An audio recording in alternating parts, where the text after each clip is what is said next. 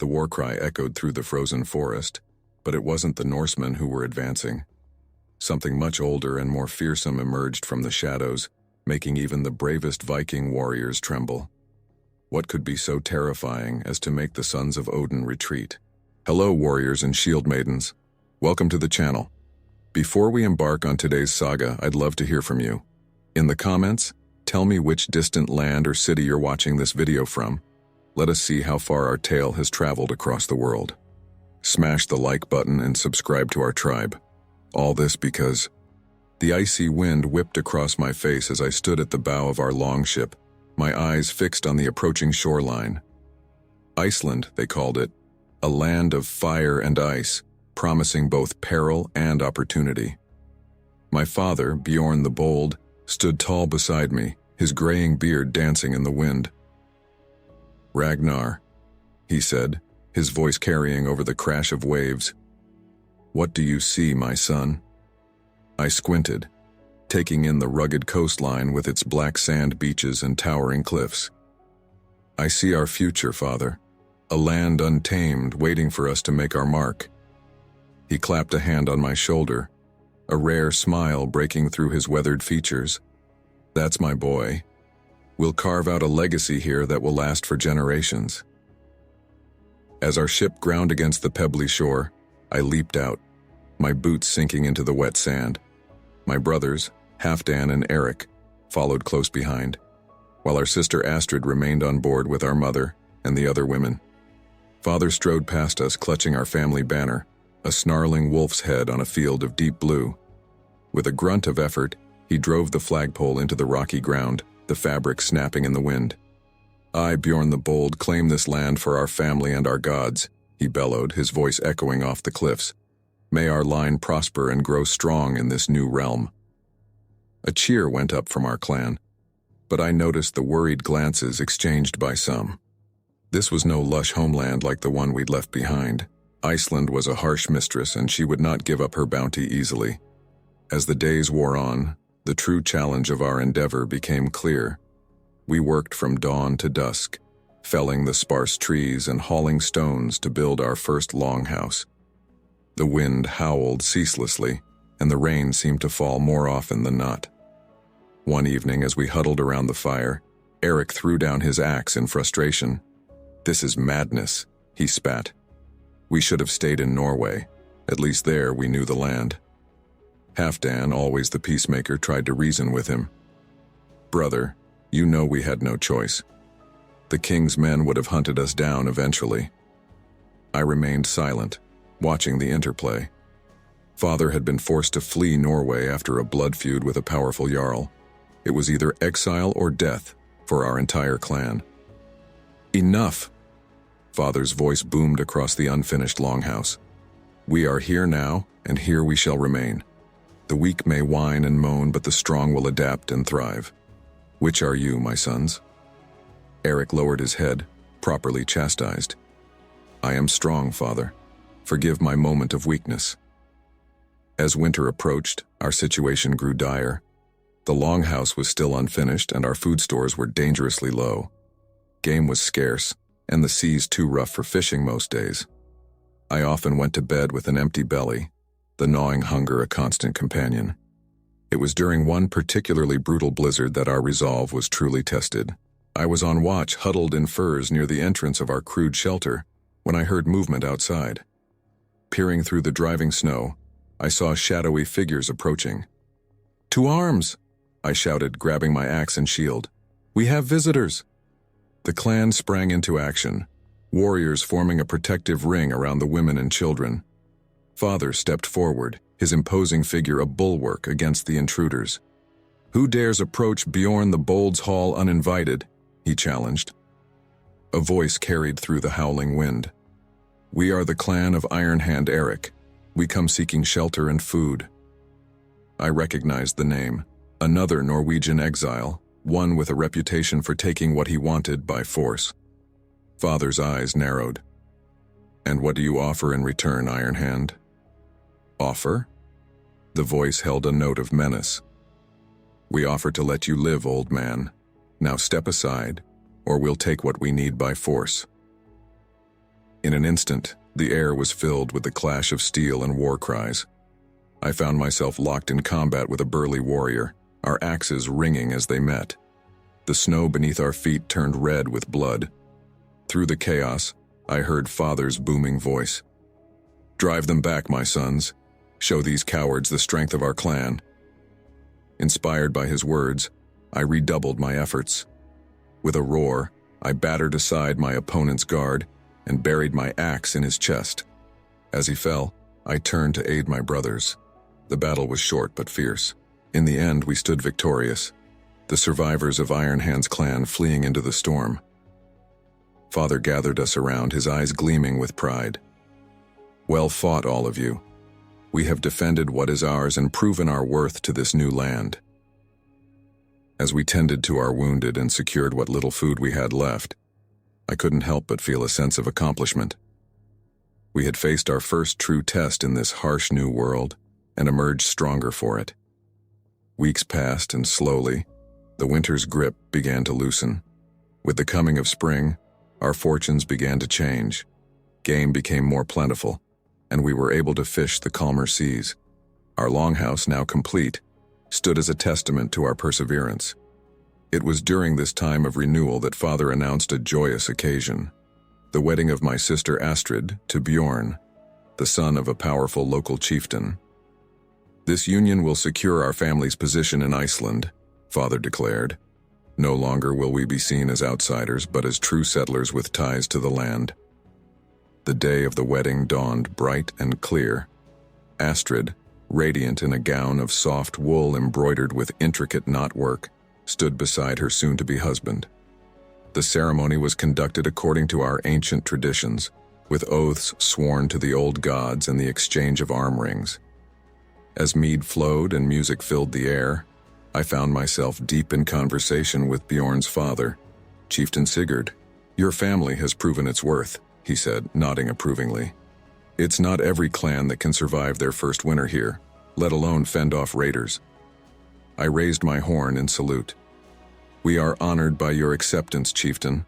Our bloodlines are now bound together." As the celebration continued, I slipped away for a moment of quiet reflection. Walking along the cliff's edge, I marveled at the raw beauty of our new home. The setting sun painted the sky in brilliant hues of orange and purple, its light glinting off the distant glaciers.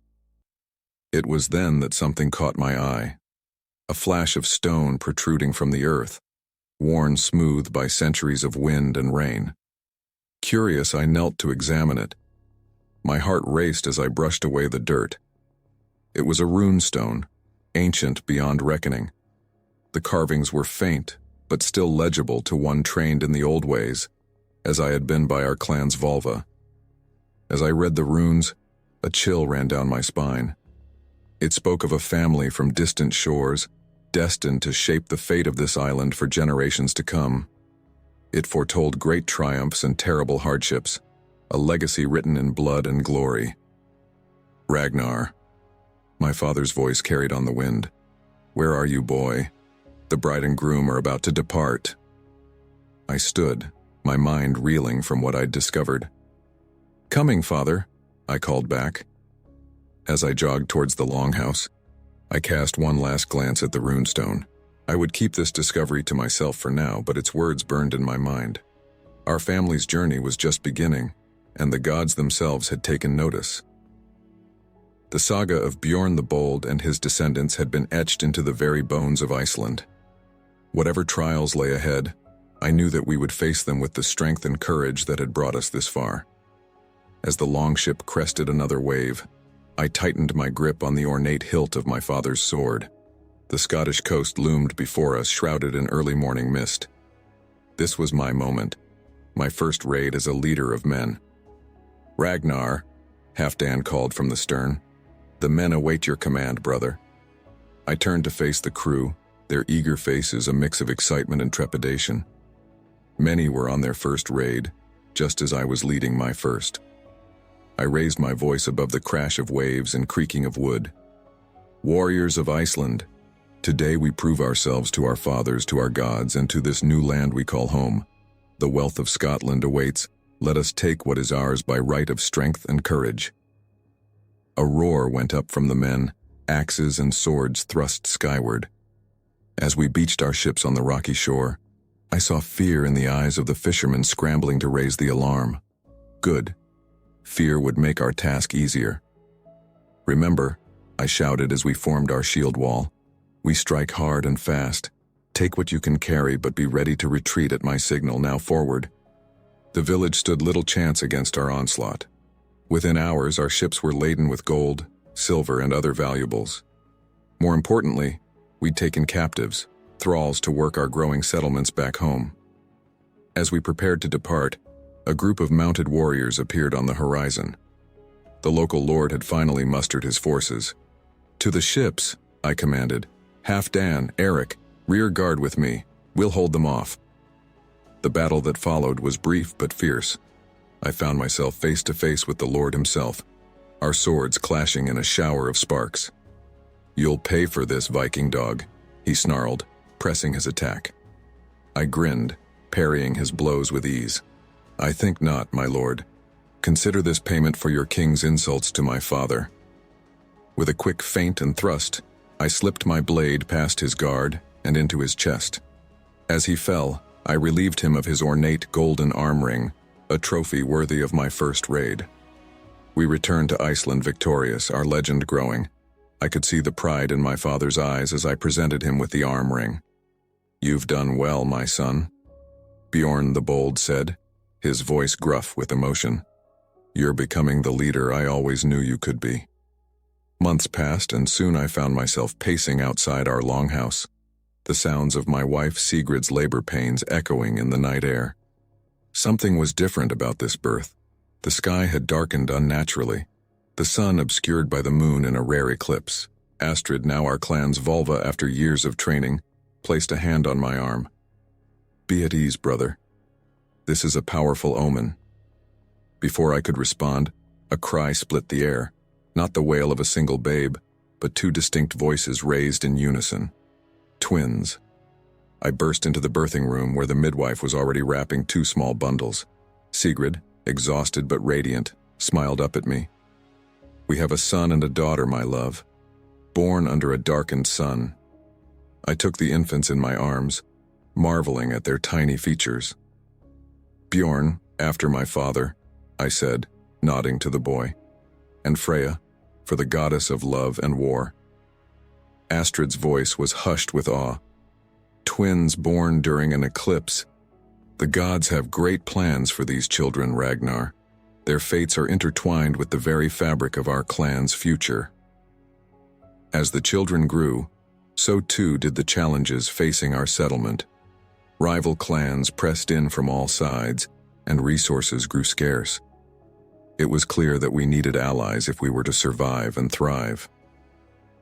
I called a meeting of the local chieftains. Among them was Ulf the Red, a fierce warrior with whom we'd had many skirmishes in the past. "Friends, neighbors, rivals," I began, standing in the center of the gathering. "We've all fought each other, bled each other, but a greater threat looms. Raiders from the mainland grow bolder each season. We must stand together or we will fall divided." Murmurs rippled through the crowd. Ulf stood, his red beard bristling. "Pretty words, Ragnar, son of Bjorn. But how can we trust each other after so much bloodshed?" I met his gaze steadily. "With the oldest oath we know, Ulf the Red. A blood oath, binding our clans together as one." Gasps and whispers erupted from the assembled leaders.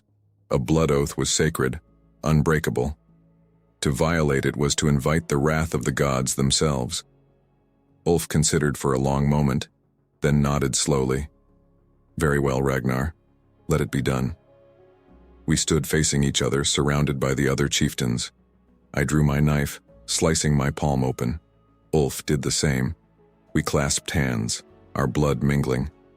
"I, Ragnar, son of Bjorn, do swear by the old gods and the new, by earth and sky, by fire and ice, that our clan shall be as one. Your enemies are my enemies, your friends my friends. May the All-Father strike me down if I break this oath."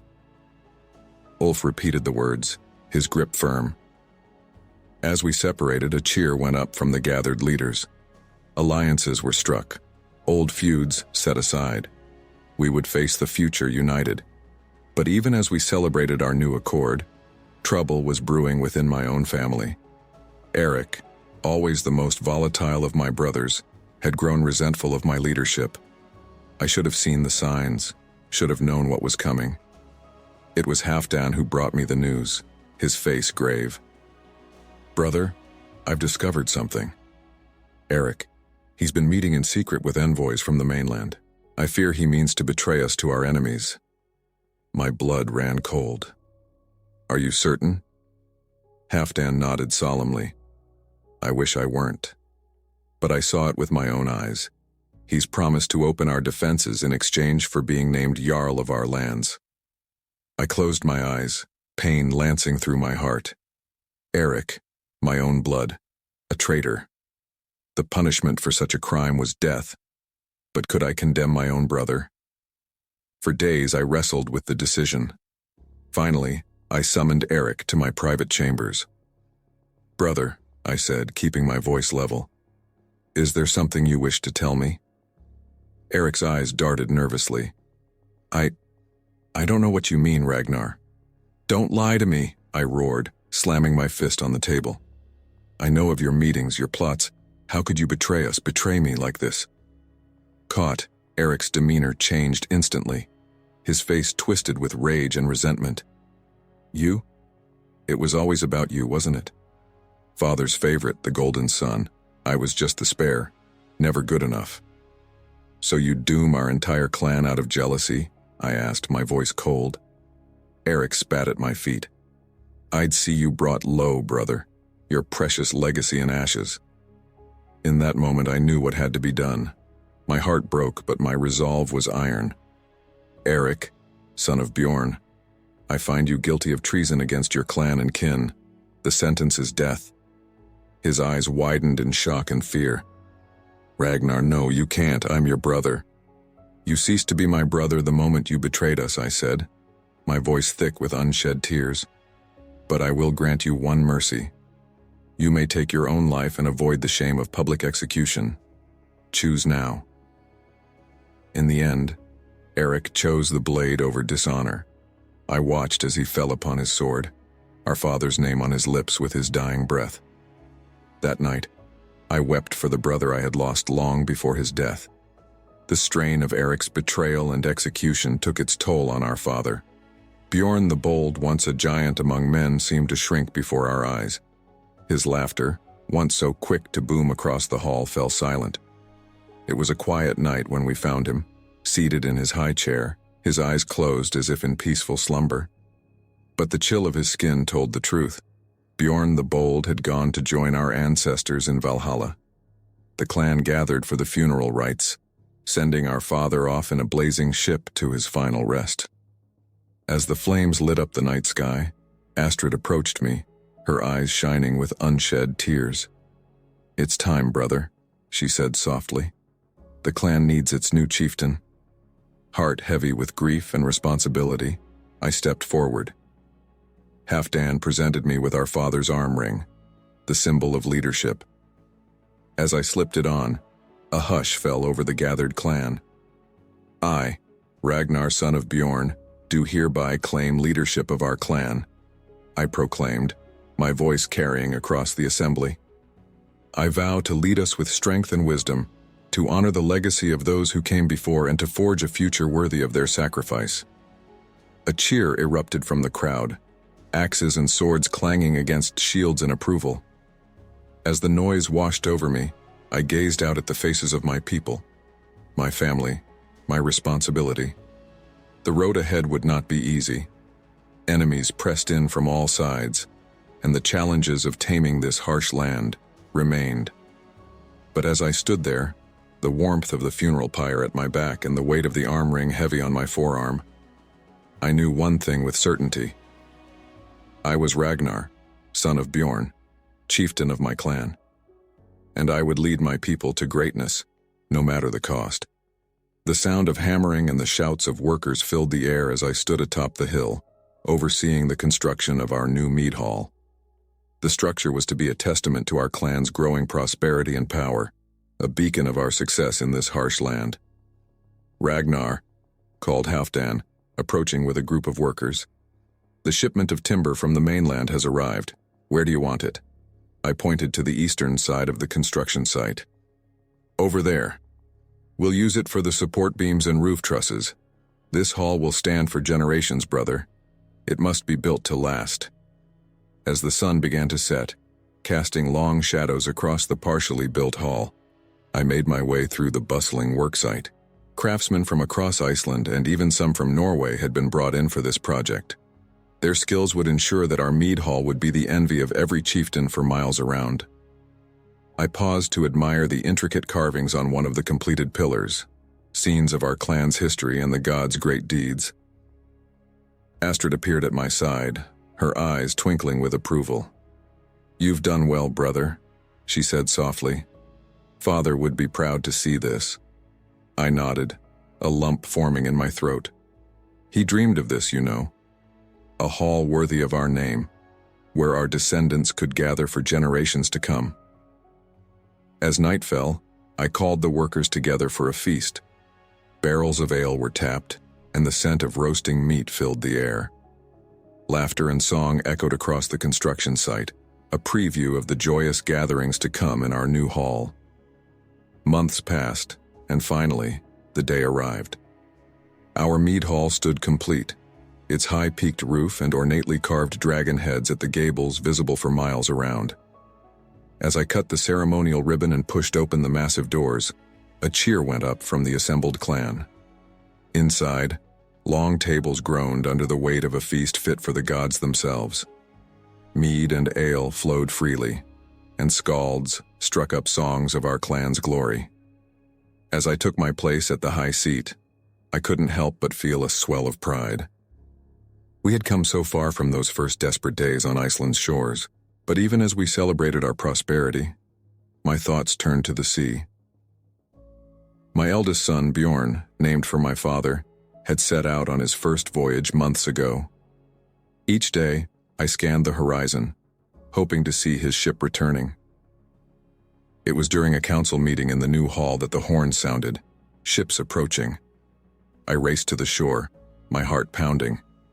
There, cresting the waves, was Bjorn's distinctive sail. As the ship beached and the crew disembarked, I searched the faces for my son. Finally, I saw him, taller, broader, his face weathered by sun and sea. But it was the gleam in his eye that truly caught my attention. This was no longer a boy, but a man who had seen the world. "Father!" Bjorn called, striding forward with a grin. We embraced fiercely, and I could feel the new strength in his arms. "Welcome home, my son," I said, my voice thick with emotion. "Come, you must tell us of your journey." That night, in our grand new hall, Bjorn regaled us with tales of distant lands and peoples. He spoke of the lush green hills of Ireland, the stone fortresses of England, and even whispered rumors of golden cities far to the south. But it was the treasures he brought back that truly captured the clan's imagination. Delicate glasswork from Venice, intricately woven tapestries from Byzantium, and coins stamped with the faces of foreign kings all spoke of a world far larger and more wondrous than many had imagined. As Bjorn finished his tales, I raised my horn in a toast. "To my son, who has brought honor and wealth to our clan, may his courage and cunning serve as an example to all." The hall erupted in cheers, but as the celebration continued, I pulled Bjorn aside. "Your tales of Ireland interest me, son. I've been considering expanding our trade routes. Perhaps it's time we sought peace with the Irish rather than merely raiding their shores." Bjorn nodded thoughtfully. "It could be profitable, father. Their monasteries hold great wealth and their craftsmen are skilled. But they're a proud people. It won't be easy to win their trust." I clapped him on the shoulder. "Then it's fortunate I have such a well-traveled son to advise me. We'll sail for Ireland within the month." The journey to Ireland was long, but ultimately fruitful. After tense negotiations and more than a few close calls, I stood on the shores of Dublin, clasping arms with the Irish High King. "Let this treaty mark a new era of peace and prosperity between our peoples," I declared, my voice carrying across the assembled crowd of Vikings and Irish alike. The High King nodded solemnly. May the one God and all the gods bless this accord. From this day forward, your ships may trade freely in our ports, and ours in yours. As we sailed back to Iceland, our ships laden with trade goods and our hearts light with the promise of new opportunities, I couldn't help but feel that we had entered a true golden age for our clan. But the gods are fickle, and fortune's wheel ever turning. It was a year after our return from Ireland that the first signs of trouble appeared. A ship arrived from Norway, carrying news of a terrible sickness sweeping across Europe. At first, we thought ourselves safe, isolated on our island. But then the first cases appeared in our settlement. It started with a fever, then a racking cough. Within days, the afflicted would be covered in painful swellings, their skin turning black as death claimed them. Panic spread faster than the disease itself. Families barricaded themselves in their homes while others fled into the countryside. Our once bustling settlement became a ghost town, with only the cries of the sick and the wails of the mourners breaking the eerie silence. I gathered our clan's healers and what remained of the council in the great hall. We must act quickly, I said, my voice grave. Astrid, what do the gods say? My sister, her face drawn with worry, shook her head. The signs are unclear, brother. This plague seems beyond even their power.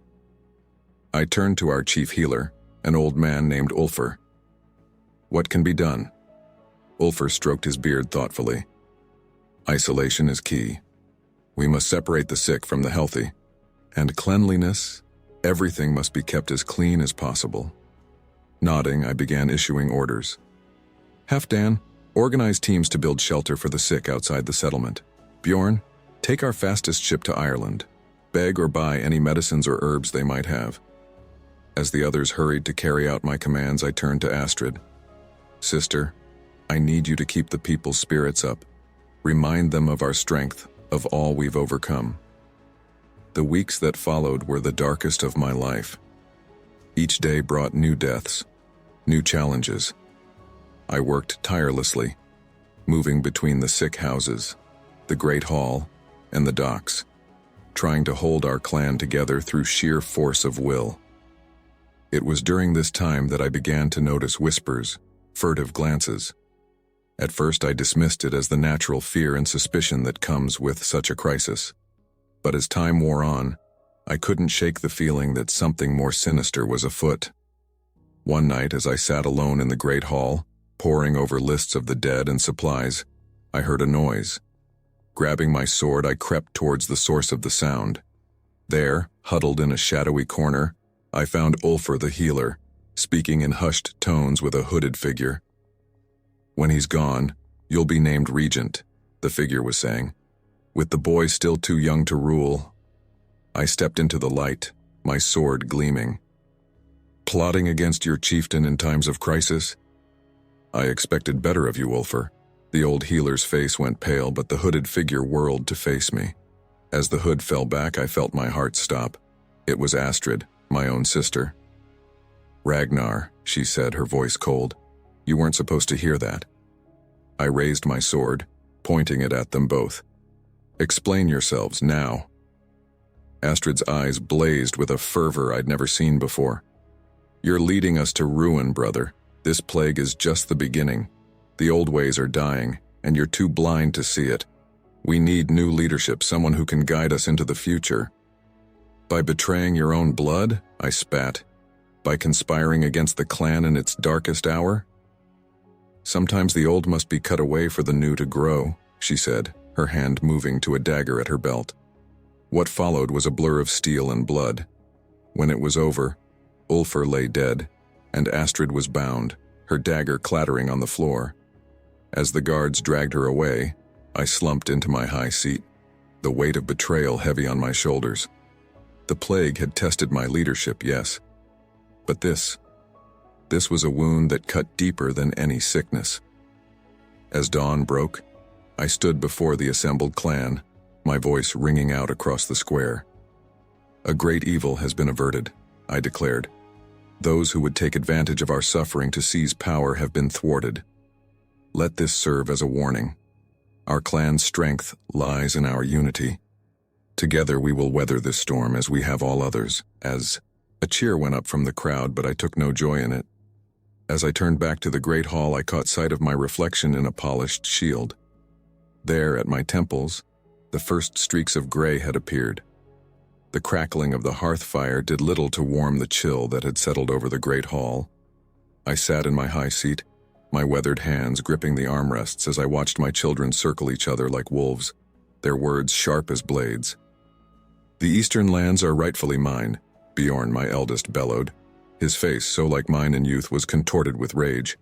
"I am the firstborn, the heir." Freya, his twin sister, let out a bitter laugh. "Firstborn by mere minutes, brother. And what of my contributions? While you sailed and raided, I managed our holdings, doubled our wealth. I have as much claim as you."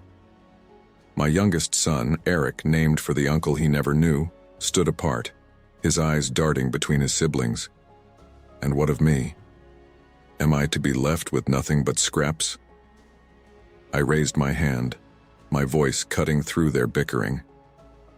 "Enough. Have you forgotten that I still draw breath? This talk of inheritance is premature and unseemly."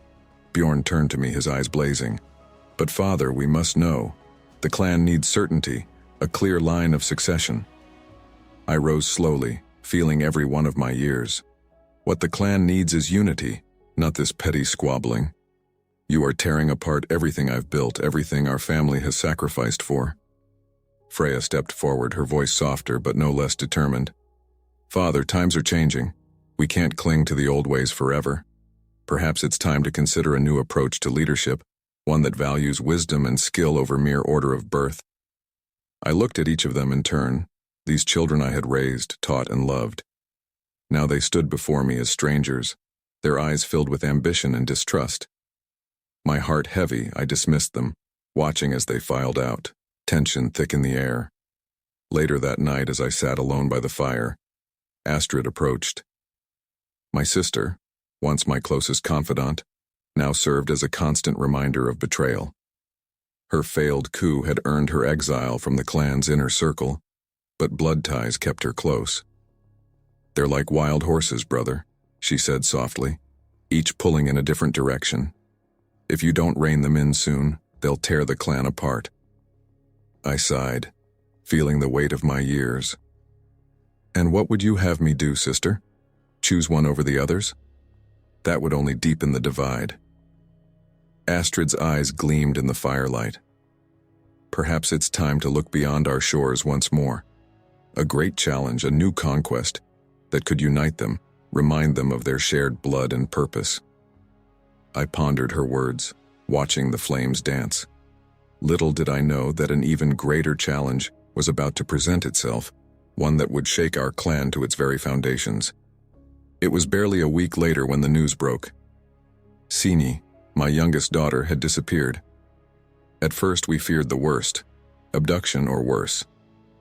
But as the truth emerged, I almost wished for such a simple explanation. Halfdan, my brother and most trusted advisor, brought me the news. His face was grave as he spoke. "Ragnar, she's run away, with the Christian missionary who's been preaching at the edge of our lands." I felt as if I'd been struck by lightning. "What? Impossible. Sini knows her duty to the clan, to our gods." But even as I spoke the words, I knew them to be false. Sini had always been different. Questioning, curious about the world beyond our shores. I had indulged her, thinking it harmless. Now I realized the terrible cost of my leniency. The clan was in an uproar. Some called for us to hunt down Sini and her Christian lover, to drag them back and make an example of them. Others whispered that this was a sign, that perhaps the Christian God was more powerful than our own. As the days passed with no sign of Sini, the pressure mounted.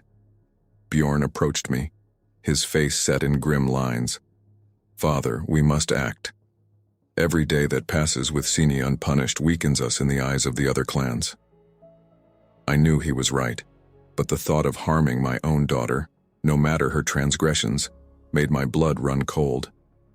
It was Freya who offered a solution. "Let us not act in haste," she counseled. "Sini's elopement is a shame, yes, but it also presents an opportunity. If we can establish ties with these Christians, think of the trade routes that could open to us."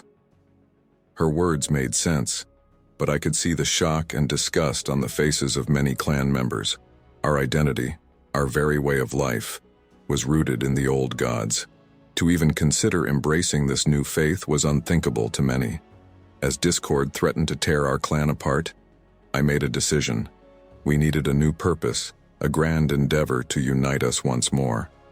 And so I announced our most ambitious expedition yet. We would sail for Greenland, seeking new lands and resources to secure our future. The preparation for the voyage was a welcome distraction from our internal strife. Ships were outfitted, provisions gathered, and the best warriors and craftsmen selected for the journey. As we made ready to depart, I addressed the clan one last time. "My people, we stand at the edge of a new frontier. Beyond these waters lie lands of promise, riches beyond imagining. We go now to claim our destiny, to carve out a future for our children and our children's children. Let any who doubt our resolve or our unity witness this, the greatest undertaking in our clan's history." The cheers that rose up warmed my heart. But as I boarded my ship, I couldn't shake the feeling that I was fleeing as much as leading. The journey to Greenland was treacherous. Fierce storms battered our ships, and more than once I feared we would never see land again. But finally, after weeks of hardship, the rugged coastline of Greenland appeared on the horizon. As we made landfall, the challenges only grew. The land was harsh, unforgiving. Game was scarce, and the short growing season made farming a constant struggle. But slowly, we began to carve out a life for ourselves in this new world. It was during this time of hardship that the final blow fell. A ship arrived from Iceland bearing news that shook me to my core. Bjorn, my eldest, had declared himself chieftain in my absence. He claimed that my expedition was folly, that I had abandoned the clan in its hour of need. Fury and despair warred within me. All I had worked for, all I had sacrificed, was crumbling before my eyes. I knew then that I had no choice. I had to return, to reclaim what was rightfully mine. The return journey was even more perilous than our initial voyage. We lost 2 ships to the ice, and by the time we sighted the shores of Iceland, our supplies were all but exhausted. But none of that mattered. I had come to take back my clan, by any means necessary. As we approached the settlement, I saw Bjorn waiting on the shore, surrounded by his supporters. His voice carried across the water, filled with challenge and disdain. "So, the wayward chieftain returns. Have you come to bow before your rightful leader, old man?" I stepped onto the beach, my hand on the hilt of my sword. "I've come to reclaim what is mine by right and by blood, boy. Stand down now, and I may yet forgive this treachery." Bjorn's laugh was cold and bitter. "Forgive? You speak of forgiveness when you abandoned us? No, father. If you want to rule, you'll have to take it by force. I challenge you to holmgang. Let the gods decide who is fit to lead." A hush fell over the assembled crowd. Holmgang, the sacred duel, was not invoked lightly. The stakes were absolute, victory or death. I looked at my son, this child I had raised, now a man willing to kill his own father for power. In that moment I knew that no matter the outcome, I had already lost something precious. "So be it," I said, my voice heavy with resignation. "Let it be done according to the old ways." As we prepared for the duel, I found myself at the ancient shrine to Odin, hidden deep in the woods. I knelt before the weathered stone, my heart heavy.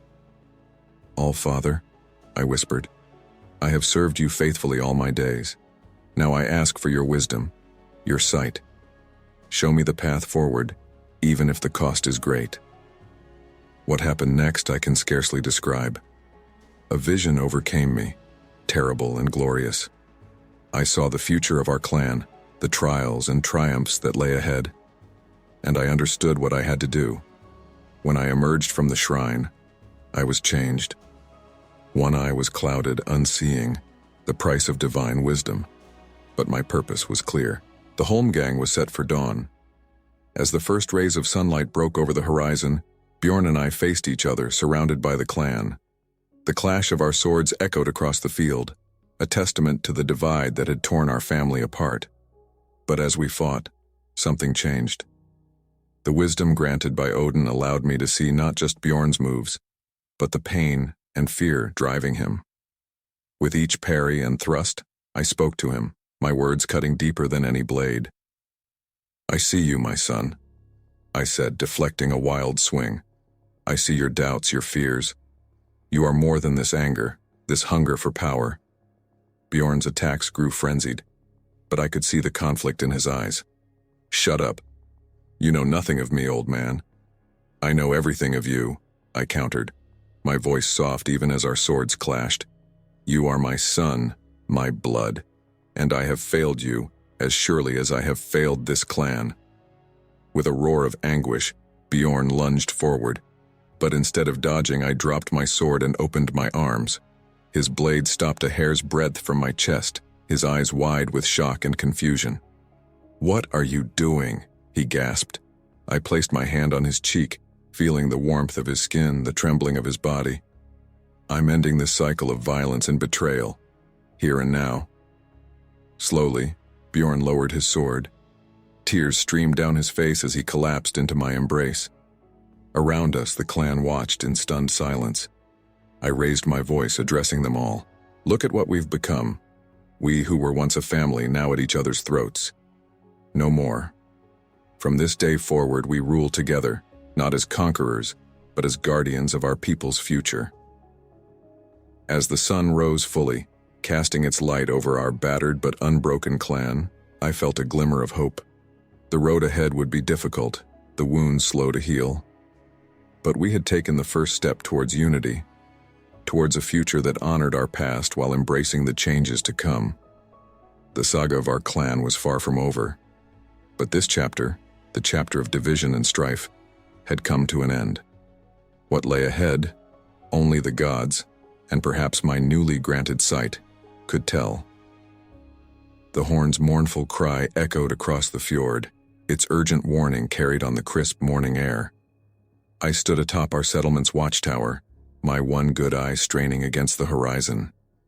There, emerging from the mist like specters from Helheim itself, came a fleet of longships. Their sails, adorned with unfamiliar heraldry, billowed ominously in the wind. "Father," Eric, my youngest son, scrambled up the tower steps. "What banner do they fly?" I gripped the railing, my knuckles white. "None that I recognize. But their intent is clear. They come not for trade, but for conquest." As the gravity of the situation sank in, I turned to Eric. "Sound the alarm. Gather every able-bodied warrior. We must prepare for battle." The next hours were a flurry of activity. Women and children were ushered into the safety of our newly fortified Great Hall. Warriors donned armor and sharpened blades. I strode through the chaos, offering words of encouragement and direction. "Bjorn," I called to my eldest, "take a contingent to the beach. Slow their advance if you can, but do not engage in full battle. We need time to ready our defenses." As Bjorn led his men to the shore, I sought out Freya. My daughter, ever the strategist, was already poring over maps of our settlement. "Father," she said without looking up, "our walls are strong, but they were never meant to withstand a full-scale invasion. If they breach the outer defenses..." I placed a hand on her shoulder. "Then we'll make sure they don't." Eric, my youngest son, appeared at my side, his eyes bright with a mix of fear and excitement. "You've studied the siege tactics of the mainland kingdoms," I said. "What do you suggest?" Eric's brow furrowed in concentration. "Our advantage is in our knowledge of the terrain. We should funnel them into choke points, use the natural defenses of the cliffs and ravines." I nodded approvingly. "Good. Work with the builders. Fortify those points, set traps where you can. Every moment we delay them is a moment in our favor." As Eric hurried off to implement his plans, a commotion at the gate drew my attention. Bjorn and his men had returned, bloodied but unbroken. "They come in force, father," Bjorn reported, his voice grim. At least 500 warriors well armed and led by a man who calls himself King Harald of Norway. The name sent a chill through me. Harald Fairhair, the man who had unified Norway under his rule. His ambition, it seemed, now extended to our shores. How long until they reach our walls? I asked. Bjorn's expression was grave. By nightfall, at the latest. I clasped his arm. Then we have work to do. Gather the clan leaders. It's time we stand united against this threat. As the sun began to set, casting long shadows across our beleaguered settlement, I stood before the assembled clan leaders. Many were old rivals, some even former enemies. But in the face of this common threat, ancient grudges seemed to fade. My friends, I began, my voice carrying across the hushed crowd. We stand at the precipice of a new era. For too long we have fought amongst ourselves, squabbling over petty grievances while ignoring the greater threats that loom beyond our shores. But no more. I gestured towards the horizon, where the first campfires of Harald's army could be seen. That man, that so-called king, comes not just for my clan, but for all of Iceland. He would see us bend the knee, become mere subjects in his growing empire. I ask you now, will you let that happen? A murmur of dissent rippled through the crowd. Ulf the Red, once my bitterest rival, stepped forward. What would you have us do, Ragnar? Even united, we are outnumbered. I met his gaze steadily. We fight. Not as separate clans, but as one people. United, we can turn this island into a fortress that no invader can breach. As discussions continued late into the night, plans were made, alliances forged. By dawn, we had a strategy, and a fragile unity that would be tested in the fires of battle to come. The siege began in earnest the next day. Harald's forces crashed against our walls like waves upon the shore. But thanks to Eric's ingenious defenses and the combined strength of our clans, we held. Days turned to weeks and still the invaders could not breach our fortifications. But our supplies were dwindling, and Harald seemed content to starve us out if he could not take us by force. It was during a lull in the fighting that my wife Sigrid approached me. Her face was drawn with worry, but her eyes shone with determination. Ragnar, she said softly, I have had a vision. There is a way to break this siege, but the price is high. I took her hands in mine, feeling the calluses earned from years of labor and battle. Tell me, my love, whatever the cost, if it saves our people, it must be paid. Sigrid's voice trembled as she spoke of her vision, a great sacrifice that would call down the favor of the gods themselves. As I listened, my heart grew heavy with the weight of what must be done. The next day, as Harald's forces prepared for another assault, I put Sigrid's plan into action. She stood atop our highest tower, her voice raised in an ancient chant that carried across the battlefield. In her hands, she held a ceremonial dagger, the same one that had been used to bless our union so many years ago. As both our defenders and the invaders watched in awe, Sigrid plunged the dagger into her own heart. Her lifeblood spilled onto the stones, and with her last breath, she called upon the gods to protect our people. What happened next, some would later call a miracle, others a coincidence. But as Sigrid's body fell, a great storm arose. Lightning split the sky, and torrential rains turned the battlefield into a quagmire. Harald's forces, caught in the open, were thrown into disarray. Now, I roared, my voice choked with grief and rage. For Sigrid, for Iceland. Our warriors poured from the gates, falling upon the disorganized invaders like wolves upon sheep. I led the charge, my sword slick with blood and rain. Through the chaos, I caught sight of Harald himself, his golden crown glinting in the storm's lightning. Our eyes met across the battlefield, and in that moment, I saw the fear in his gaze.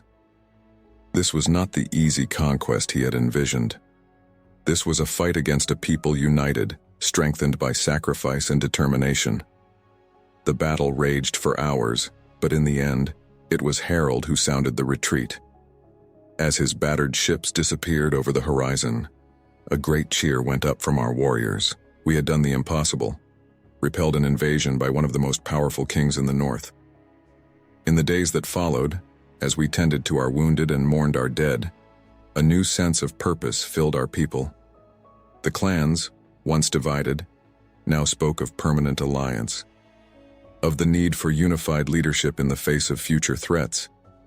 It was Ulf the Red who approached me first, kneeling before me in front of the assembled clan leaders.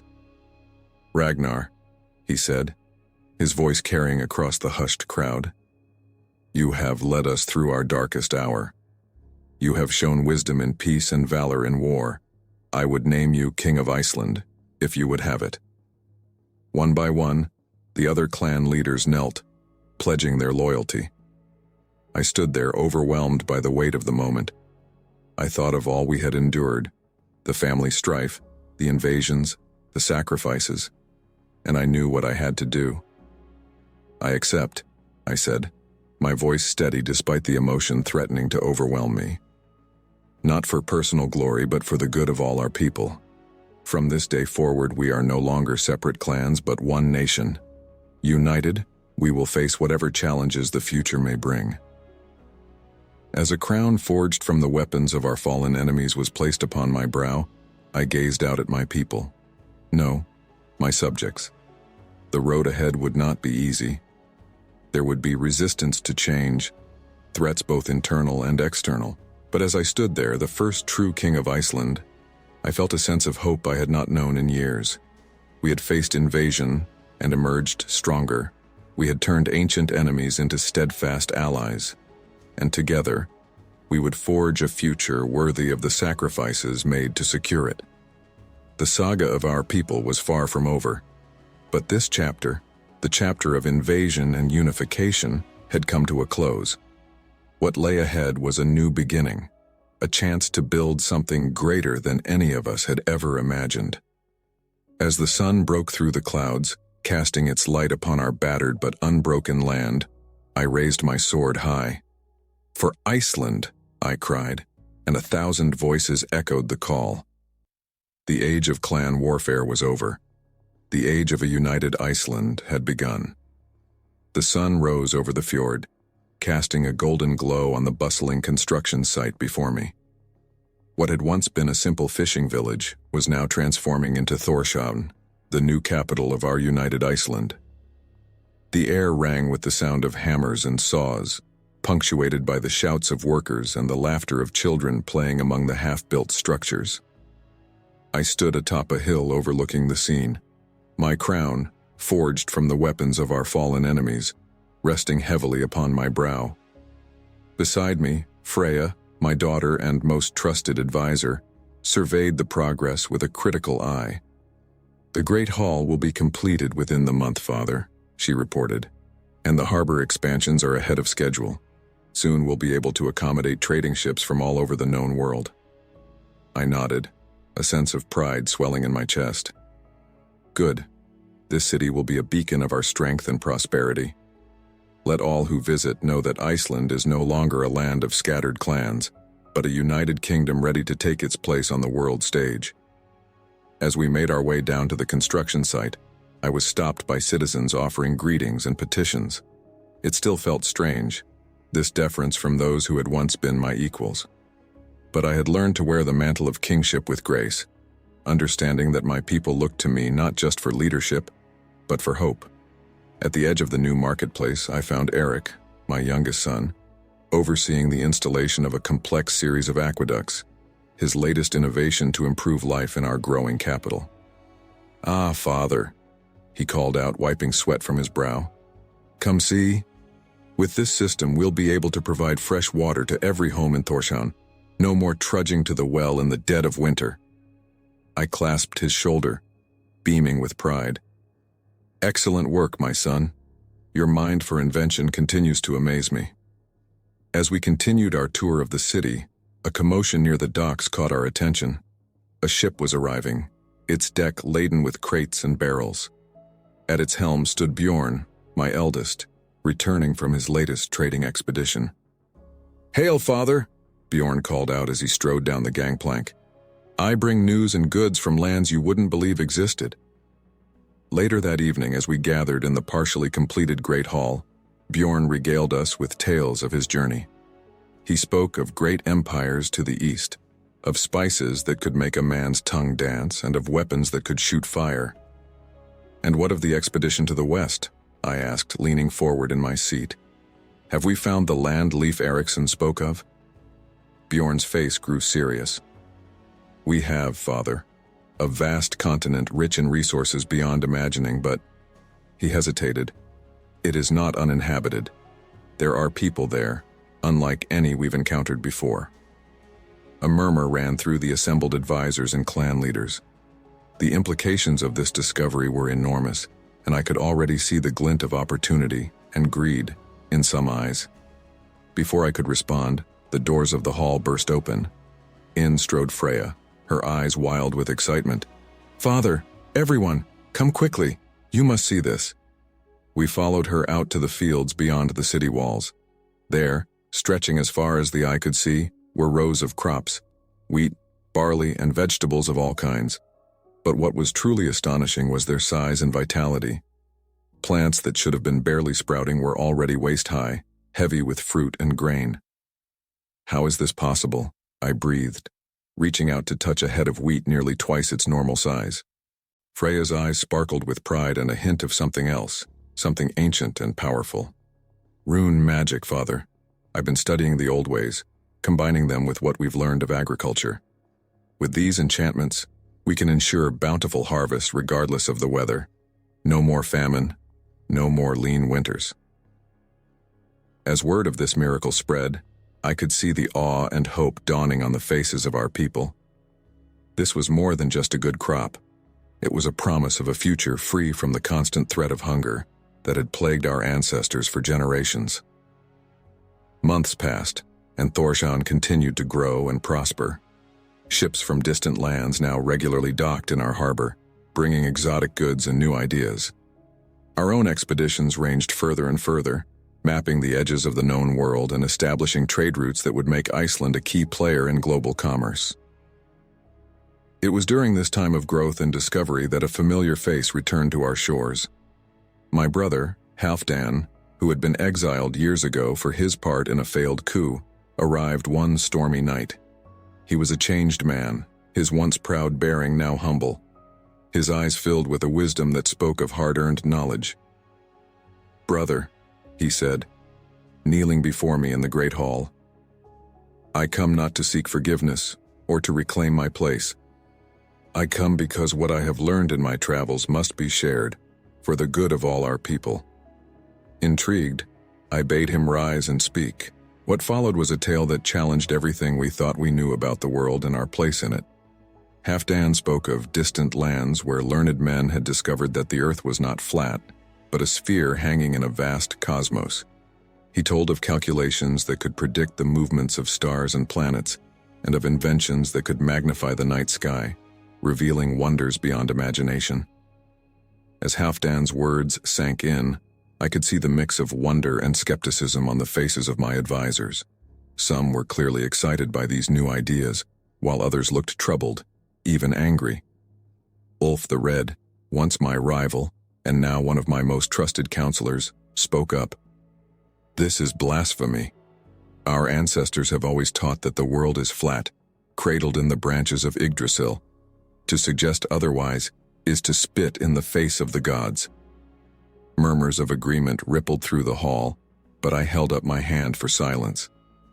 We must not dismiss new ideas simply because they challenge our long-held beliefs.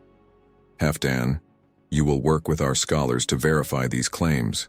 If what you say is true, it could revolutionize our understanding of navigation and trade. The debate raged for days, not just among the nobles and scholars, but throughout Thorshavn. I found myself at the center of a growing storm, forced to mediate between those who embraced this new knowledge and those who saw it as a threat to our way of life. It all came to a head during the annual thing, the great assembly where all free men could have their say in the governance of our kingdom. As I sat in judgment, listening to arguments from both sides, I realized that this was more than just a dispute over cosmic theories. It was a clash between the old ways and the new, between tradition and progress. An elderly vulva, her face etched with the wisdom of years, approached the speaking stone. "My king," she began, her voice quavering but strong, "I have served the old gods all my life. I have seen their power, felt their presence. If we turn our backs on their teachings, do we not risk losing their favor? The very favor that has brought us this time of prosperity?" Her words struck a chord with many in the crowd, and shouts of agreement rose up. But then Eric, my son, stepped forward. "With respect, wise one," he said, his voice clear and confident, "is it not possible that the gods reveal their truths to us gradually? That as we grow and learn, they allow us to see more of the wonders of their creation? Perhaps this new understanding is not a rejection of the old ways, but an expansion of them." The debate raged on, growing heated at times. I listened carefully to all sides, weighing each argument. As king, it would fall to me to make the final decision, one that would shape the future of our people for generations to come. As the sun began to set, casting long shadows across the assembly ground, I rose to speak. A hush fell over the crowd, all eyes turning to me. "My people," I began, my voice carrying across the gathering, "we stand at a crossroads. Before us lie two paths, one of comfortable tradition and one of challenging progress. It would be easy to cling to what we know, to shut our eyes to new ideas that frighten and confuse us. But is that truly the way of our ancestors?" I paused, letting my words sink in. Were they not explorers, innovators, men and women who dared to sail beyond the horizon in search of new lands and new possibilities? We honor them not by clinging blindly to the past, but by embracing their spirit of discovery and courage. A murmur ran through the crowd, some nodding in agreement, others still looking uncertain. "Therefore," I continued, "I decree that this new knowledge shall be studied, verified, and if found true, incorporated into our understanding of the world. But," I raised my hand as voices began to rise, "this does not mean we abandon our traditions or our faith. We will find a way to bridge the old and the new, to honor our past while embracing our future." As I finished speaking, I could see the impact of my words rippling through the assembly. There was still disagreement, still uncertainty, but there was also a sense of excitement, of possibility.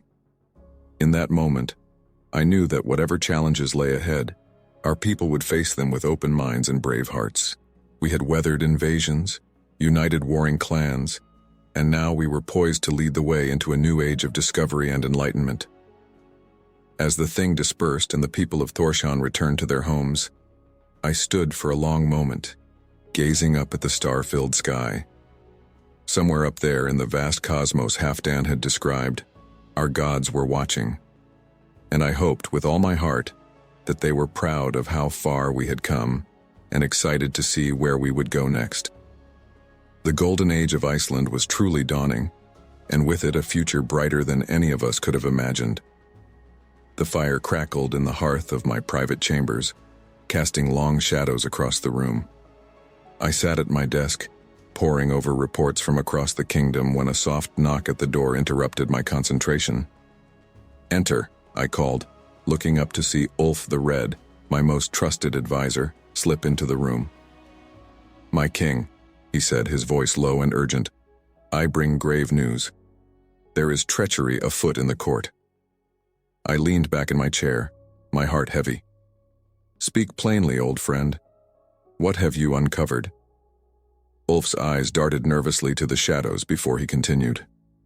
"It's not just one traitor, my lord. I fear we face a vast conspiracy. Your own children, your advisors, many have been plotting against you." As Ulf detailed the alleged betrayals, my mind reeled. Could it be true? Had I been so blind to the machinations within my own court? Over the next few days I found myself watching everyone with suspicion. Casual conversation seemed loaded with double meanings. Every glance, Every whispered word in the halls of Tórshavn felt like part of some grand deception. It was during a council meeting that the first cracks in the facade began to show. As we discussed trade agreements with the mainland, I noticed an odd exchange of glances between Bjorn and Freya. "Is there something you two would like to share with the council?" I asked, my voice sharp. Bjorn started looking guilty. "No, father, it's nothing." But Freya, always the more direct of the two, spoke up. "Actually, father, there is something. We've been meaning to tell you about a project we've been working on. A surprise for your upcoming name day celebration." Relief washed over me, followed quickly by shame at my suspicion. A surprise? Is that all? But even as I tried to push my doubts aside, more inconsistencies began to pile up. Documents went missing from my study. Conversations would abruptly halt when I entered a room. And always, Ulf was there, whispering of plots and betrayals. It all came to a head on a stormy night, as thunder rattled the windows of the Great Hall. I had called a secret meeting of those I still believed I could trust. My children, a handful of loyal advisors, and of course, Ulf. "I have brought you here," I began, my voice grave, "because I fear our kingdom stands on the brink of chaos. For weeks now I have been uncovering evidence of a vast conspiracy against the crown." Gasps and murmurs of shock rippled through the small gathering. My children exchanged worried glances. "Father," Eric spoke up, his voice trembling slightly. "What evidence? Surely you don't suspect us." I hesitated, the weight of my suspicions heavy on my heart. I don't know what to believe anymore. But Ulf has been bringing me reports, documents." "Ulf?" Freya interrupted, her eyes narrowing. "And you've seen these documents yourself?" Before I could answer, a low chuckle filled the room. All eyes turned to Ulf, who stood by the fire, a strange smile playing across his lips. "Oh, Ragnar," he said, his voice changing, deepening into something inhuman. "After all these years, you still don't see what's right in front of you." As we watched in horror, Ulf's form began to shift and waver. His red hair darkened to black, his stocky frame elongating into something tall and sinister. Where my trusted advisor had stood moments before, there now loomed a creature of nightmare, a shapeshifter, a being I had thought existed only in legend. "What sorcery is this?" I demanded, drawing my sword. "Who are you?" The creature that had been Ulf laughed again, the sound sending chills down my spine. "I am Loki, trickster god and bringer of chaos, and you, Ragnar, have played your part beautifully." With a wave of his hand, Loki summoned a swirling portal of darkness. "Your reign ends here, mortal king. The throne of Iceland is mine." I lunged forward, but it was too late. Loki stepped into the portal, dragging me with him. The last thing I saw was the horrified faces of my children as the darkness closed around us. We fell through a void of utter blackness, tumbling end over end until suddenly, we crashed onto solid ground. As I struggled to my feet, I found myself in a realm of perpetual twilight, the air heavy with the scent of decay. "Welcome to Helheim, Ragnar," Loki's voice echoed around me. "The realm of the inglorious dead, your new kingdom for all eternity." I spun, trying to locate the source of the voice, but Loki was nowhere to be seen. Instead, I found myself surrounded by twisted trees and shadowy figures that flitted just at the edge of my vision. "You won't win, trickster," I shouted into the gloom. "My children will see through your lies. They will find a way to bring me back." Loki's laughter echoed once more before fading away, leaving me alone in this desolate realm. For what felt like an eternity, I wandered the bleak landscapes of Helheim. I encountered other lost souls, some I recognized from the sagas of old. From them, I learned the rules of this dark realm and began to formulate a plan for my escape. Meanwhile, back in the world of the living, my children were indeed fighting to uncover the truth and save our kingdom. Bjorn took charge of the military, fortifying Tórshavn against potential attacks and sending out scouts to gather intelligence. Freya delved deep into ancient tomes of magic, searching for a way to counteract Loki's shape-shifting abilities and possibly open a portal to Helheim. Eric, with his brilliant mind for strategy, worked to unravel the web of lies Loki had woven, piecing together the true sequence of events that had led to my disappearance. As days turned to weeks, their efforts began to bear fruit. They discovered that Loki had been manipulating events for years, playing on old rivalries and insecurities to sow discord within our family and our kingdom. "We were fools," Bjorn lamented during a clandestine meeting with his siblings. "All this time we thought we were keeping secrets from each other, when in reality, we were playing right into Loki's hands." Freya nodded grimly. "He used our own strengths against us. My magic, your military prowess, Eric's inventions. He twisted them all to serve his purpose." "But now we know the truth," Eric said, his eyes bright with determination. "And together, we can set things right." As my children worked tirelessly in the world above, I continued my journey through the depths of Helheim. I faced trials that tested not just my strength and courage, but my very soul. I wrestled with the shade of my long-dead father, finally confronting the unresolved tensions that had plagued our relationship in life. I navigated a labyrinth of mirrors that showed me alternate versions of myself, the king I could have been if I had made different choices. And finally, I stood before Hel herself, the half-rotted goddess who ruled this dark realm. "Ragnar Lothbrok," she intoned, her voice like the creaking of ancient bones. "You do not belong here, not yet." I knelt before her, my head bowed. "Great Hel, I seek passage back to the world of the living. My kingdom, my family, they need me." Hel regarded me with her one good eye. "The way back is not easy, mortal king. It will require a sacrifice. Are you willing to pay the price?" Without hesitation, I nodded. "Whatever it takes." A cold smile crossed Hel's lips. "Very well. Your life for your kingdom. Should you return to the world above, your days will be numbered. Do you accept these terms?" The choice was clear. "I accept."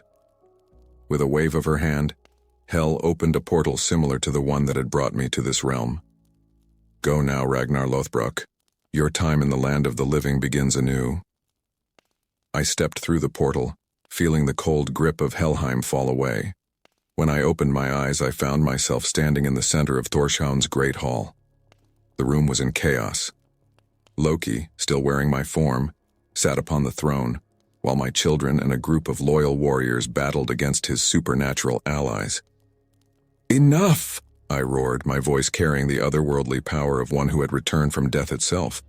All eyes turned to me, the fighting momentarily forgotten. Loki rose from the throne, his eyes wide with disbelief. "Impossible," he hissed. "No mortal has ever escaped Helheim." I stepped forward, drawing the sword I had carried with me through the underworld. "I am Ragnar Lothbrok, true king of Iceland, and I have come to reclaim what is mine." What followed was a battle that would be sung of for generations. Loki, realizing his deception was at an end, revealed his true form, a creature of swirling chaos and malevolent power. But he faced not just me, but my children as well. United at last, we fought as one, our strengths complementing each other in perfect harmony. Bjorn's martial prowess, Freya's magic, Eric's clever traps, and my own newfound otherworldly insight. Together, we were more than a match for even a trickster god. As Freya unleashed a binding spell and Eric's contraption ensnared Loki in unbreakable chains, I delivered the final blow. With a thrust of my sword, infused with the power granted by Hel herself, I banished Loki back to the realm of gods and monsters. As the last echoes of battle faded away, I turned to face my children and my people. The hall fell silent, all eyes upon me. "My people," I began, my voice carrying the weight of all I had experienced. "I have walked through the shadows of Helheim and returned. I have seen the consequences of distrust and division. Never again will we allow ourselves to be manipulated by fear and suspicion." I descended from the dais, embracing each of my children in turn. "From this day forward, we rule together.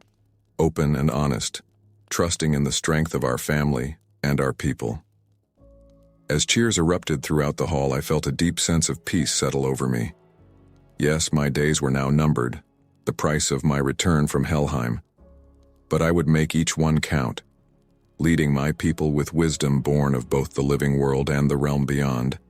The great betrayal had been thwarted, but its lessons would never be forgotten. Iceland emerged stronger, more united than ever before. And I, Ragnar Lothbrok, once a simple chieftain, now a king who had cheated death itself, stood ready to guide my people into a future brighter than any of us could have imagined. The saga of our family and our kingdom had taken a dark turn, but we had emerged from the shadow stronger and wiser. Whatever challenges lay ahead, we would face them together, our bonds unbreakable, our resolve unshakable.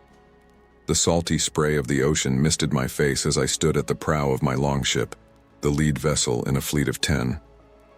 The horizon stretched endlessly before us, a blank canvas of possibility. My heart raced with a mixture of excitement and trepidation. We were sailing into the unknown, following the whispered tales of Leif Erikson's journey to a land beyond Greenland. "Father," Bjorn called from behind me, "the men are growing restless. We've been at sea for weeks with no sight of land." I turned to face my eldest son, noting the worry lines etched on his brow. "Tell them to have faith, Bjorn. Leif's saga speaks of a journey of similar length. We are on the right path." As if the gods themselves had heard my words, a cry came from the crow's nest. "Land ho! Land to the west!" A cheer erupted from the crew as we all strained our eyes to glimpse the shoreline emerging from the mist. As we drew closer, I marveled at the sight. Lush forests stretched as far as the eye could see, broken only by pristine beaches and rocky cliffs. This was a land untamed, full of promise and peril in equal measure. We made landfall on a sheltered bay, the men leaping from the ships with jubilant cries. I stepped onto the beach, feeling the soft sand beneath my boots, and knelt to scoop up a handful. I, Ragnar Lothbrok, claim this land in the name of Iceland and all Norse people, I proclaimed, letting the sand sift through my fingers. The next few days were a flurry of activity as we established our first encampment. Tents were erected, a wooden palisade begun, and hunting parties sent out to explore our surroundings. The land proved bountiful beyond our wildest dreams. Game was plentiful, the soil rich, and the forests filled with timber perfect for shipbuilding. It was on the 4th day that we encountered the native inhabitants of this new world. A hunting party led by Eric returned to camp in a state of excitement. "Father," Eric called out as they approached, "you won't believe what we've seen. There are people here, unlike any we've ever encountered." I listened intently as Eric described their encounter. A group of men with skin the color of copper, dressed in strange garments and armed with primitive but effective weapons. "Did you make contact?" I asked, my mind racing with the implications of this discovery. Eric shook his head. "No, we observed them from afar. They didn't seem to notice us." I pondered this information, weighing our options. We must approach them carefully, I decided. We are strangers in their land. It would be unwise to provoke hostilities. The next day, I led a small party to seek out these native peoples. We found them in a clearing not far from our camp, engaged in some sort of ritual dance. As we emerged from the tree line, hands raised in a gesture of peace, their activity ceased abruptly. A tense moment passed as we regarded each other. Then one of them, a man adorned with elaborate feathers and paint, stepped forward. "I am Ragnar," I said, placing a hand on my chest. "We come in peace." The man tilted his head, clearly not understanding my words, but he seemed to grasp the intent. He mimicked my gesture, placing a hand on his own chest. "Hiawatha," he said, his voice deep and resonant. Thus began a cautious dialogue between our peoples. Over the following weeks, we learned to communicate through a combination of gestures, drawings, and a slowly growing shared vocabulary.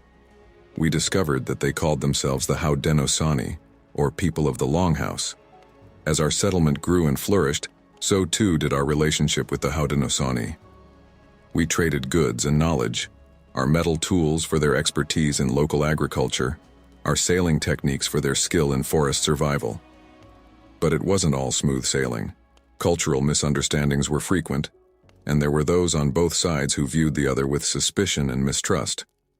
One evening, as I sat with Hiawatha around a council fire, he voiced his concerns. "Ragnar," he said, his accent thick but his meaning clear, "your people bring much change. Some of my people fear this change." I nodded, understanding all too well. Change can be frightening, Hiawatha, but it can also bring great opportunity. Together, we can build something greater than either of us could alone. As we continued to talk late into the night, I felt a growing sense of respect and friendship with this man from a world so different from my own. However, our fragile alliance was soon to face its greatest test. It began innocently enough. I noticed my youngest son, Eric, spending more and more time with the Haudenosaunee, particularly with Hiawatha's daughter Pocahontas. At first I thought nothing of it. Eric had always been curious, eager to learn new things. But then I began to notice the way they looked at each other, the stolen glances and lingering touches. It all came to a head one moonlit night when I stumbled upon them in a secluded glade, locked in a passionate embrace. "Eric!" I bellowed, my voice cutting through the night. "What is the meaning of this?" They sprang apart, guilt and defiance warring on their faces. "Father," Eric began, stepping protectively in front of Pocahontas. "I love her. We wish to be married." I felt as if I'd been struck by lightning. "Married? Have you lost your senses? Think of the consequences." But Eric stood his ground. "I have thought of nothing else, Father. I know it won't be easy, but our love can bridge the gap between our peoples." As I stood there, struggling to find words, Pocahontas spoke up. Her Norse was halting, but determined. "Ragnar," she said, meeting my gaze steadily. "I love your son. Our union could bring peace, understanding." I left them there, my mind in turmoil. All through the night, I wrestled with the implications of their relationship. On one hand, it could indeed strengthen our alliance with the Haudenosaunee. On the other, it could be seen as a provocation, a dilution of our Norse bloodline. The next day, I called a council of both Norse and Haudenosaunee leaders. The atmosphere was tense as I explained the situation. Hiawatha's face remained impassive as he listened. When I finished, he turned to Eric and Pocahontas. "Is this true?" he asked simply. They nodded, hands clasped tightly together. A murmur ran through the assembled leaders. I could see the division forming, some nodding in approval, others shaking their heads in dismay. It was then that I realized the weight of the decision before me. This wasn't just about two young lovers. It was about the future of our peoples, about the very nature of our presence in this new world. Would we remain separate, two cultures coexisting but never truly understanding each other? Or would we embrace this opportunity for true integration, for creating something entirely new?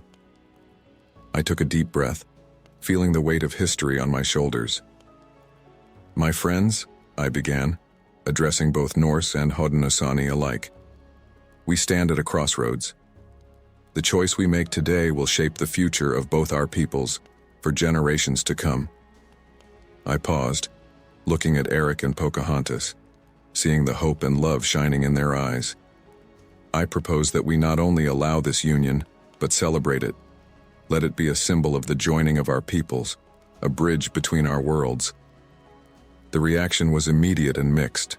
Some cheered while others protested loudly. But as the debate raged on, I began to see a shift. More and more voices were raised in support of the idea. Hiawatha, who had remained silent throughout, finally spoke. "Ragnar speaks with wisdom. Our peoples have much to learn from each other. This union could be the first step towards a greater understanding." As the sun set on that momentous day, a decision was reached. Eric and Pocahontas would be married in a ceremony that combined both Norse and Haudenosaunee traditions. It would be a new beginning, not just for them, but for all of us. In the months that followed, our settlement transformed. Norse longhouses stood alongside Haudenosaunee wigwams. Our children played together, learning each other's languages and customs. We began to forge a new identity, neither fully Norse nor fully Haudenosaunee, but something unique to this new world.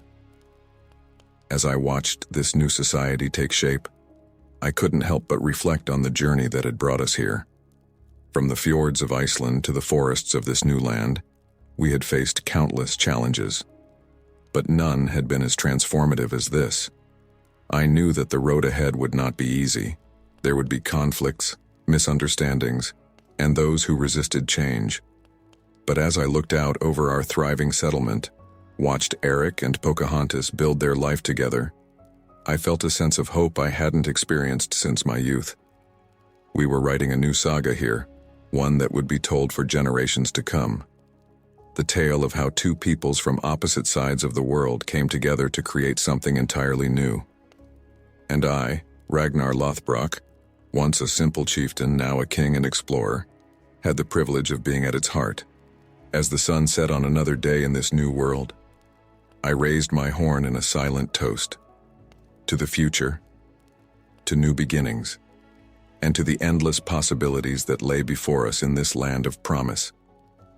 The air grew thick with an unnatural mist as I stood atop the cliff overlooking the churning sea. My weathered hands gripped the handle of my axe, knuckles white with tension. For years we had whispered of this day, the coming of Ragnarok, but nothing could have prepared me for the reality of it. A deafening roar shook the very foundations of the earth, and the waters before me began to froth and bubble. My son, Eirik, rushed to my side, his eyes wide with disbelief. "Father," he gasped, "is it truly happening?" I nodded grimly. "Aye, my boy. The world serpent Jörmungandr rises." As if summoned by my words, a colossal serpentine form burst from the waves, its scales gleaming like polished obsidian. The beast's eyes, large as longships, fixed upon us with ancient malevolence. "Sound the horns," I commanded, my voice steady despite the fear gripping my heart. "Gather every warrior, every shield maiden. The final battle is upon us." Eric hesitated for a moment, then clasped my shoulder. "It has been an honor to fight by your side, Father. May the gods grant us strength." As he raced down the hill to alert the village, I closed my eyes and offered a silent prayer to Odin. The cold wind carried the scent of ash and brimstone, heralding the approach of fire giants from the south. Within the hour, our entire clan had assembled on the beach. Women and children huddled in groups, preparing to retreat to the caves in the highlands. Warriors donned their armor, sharpened their blades, and painted their faces with runes of protection. My wife, Astrid, approached me, her silver hair whipping in the wind. "My love," she said, her voice thick with emotion, "I have seen this day in my dreams. You must not face the serpent alone." I cupped her face in my hands, memorizing every line and wrinkle. "Fate is fate, my dear. We all have our parts to play in this final act." A horn blasted in the distance, and we turned to see a host of Jötnar, frost giants lumbering down from the mountains. The sky darkened as Fenrir, the great wolf, leaped from cloud to cloud, his maw open wide to devour the sun. I raised my axe high, my voice booming across the assembled crowd. "People of Iceland, children of the north, the twilight of the gods is upon us, but we are not mere spectators in this cosmic drama. We are the descendants of Odin, Thor, and Freya. Their blood runs in our veins, their strength in our arms." A cheer went up from the warriors, weapons clanging against shields. "Today we fight not just for our lives, but for the very fate of the 9 worlds. Let the skalds sing of our deeds for 1,000 years to come, for Midgard, for Asgard, for glory." With a thunderous roar, our forces charged forward.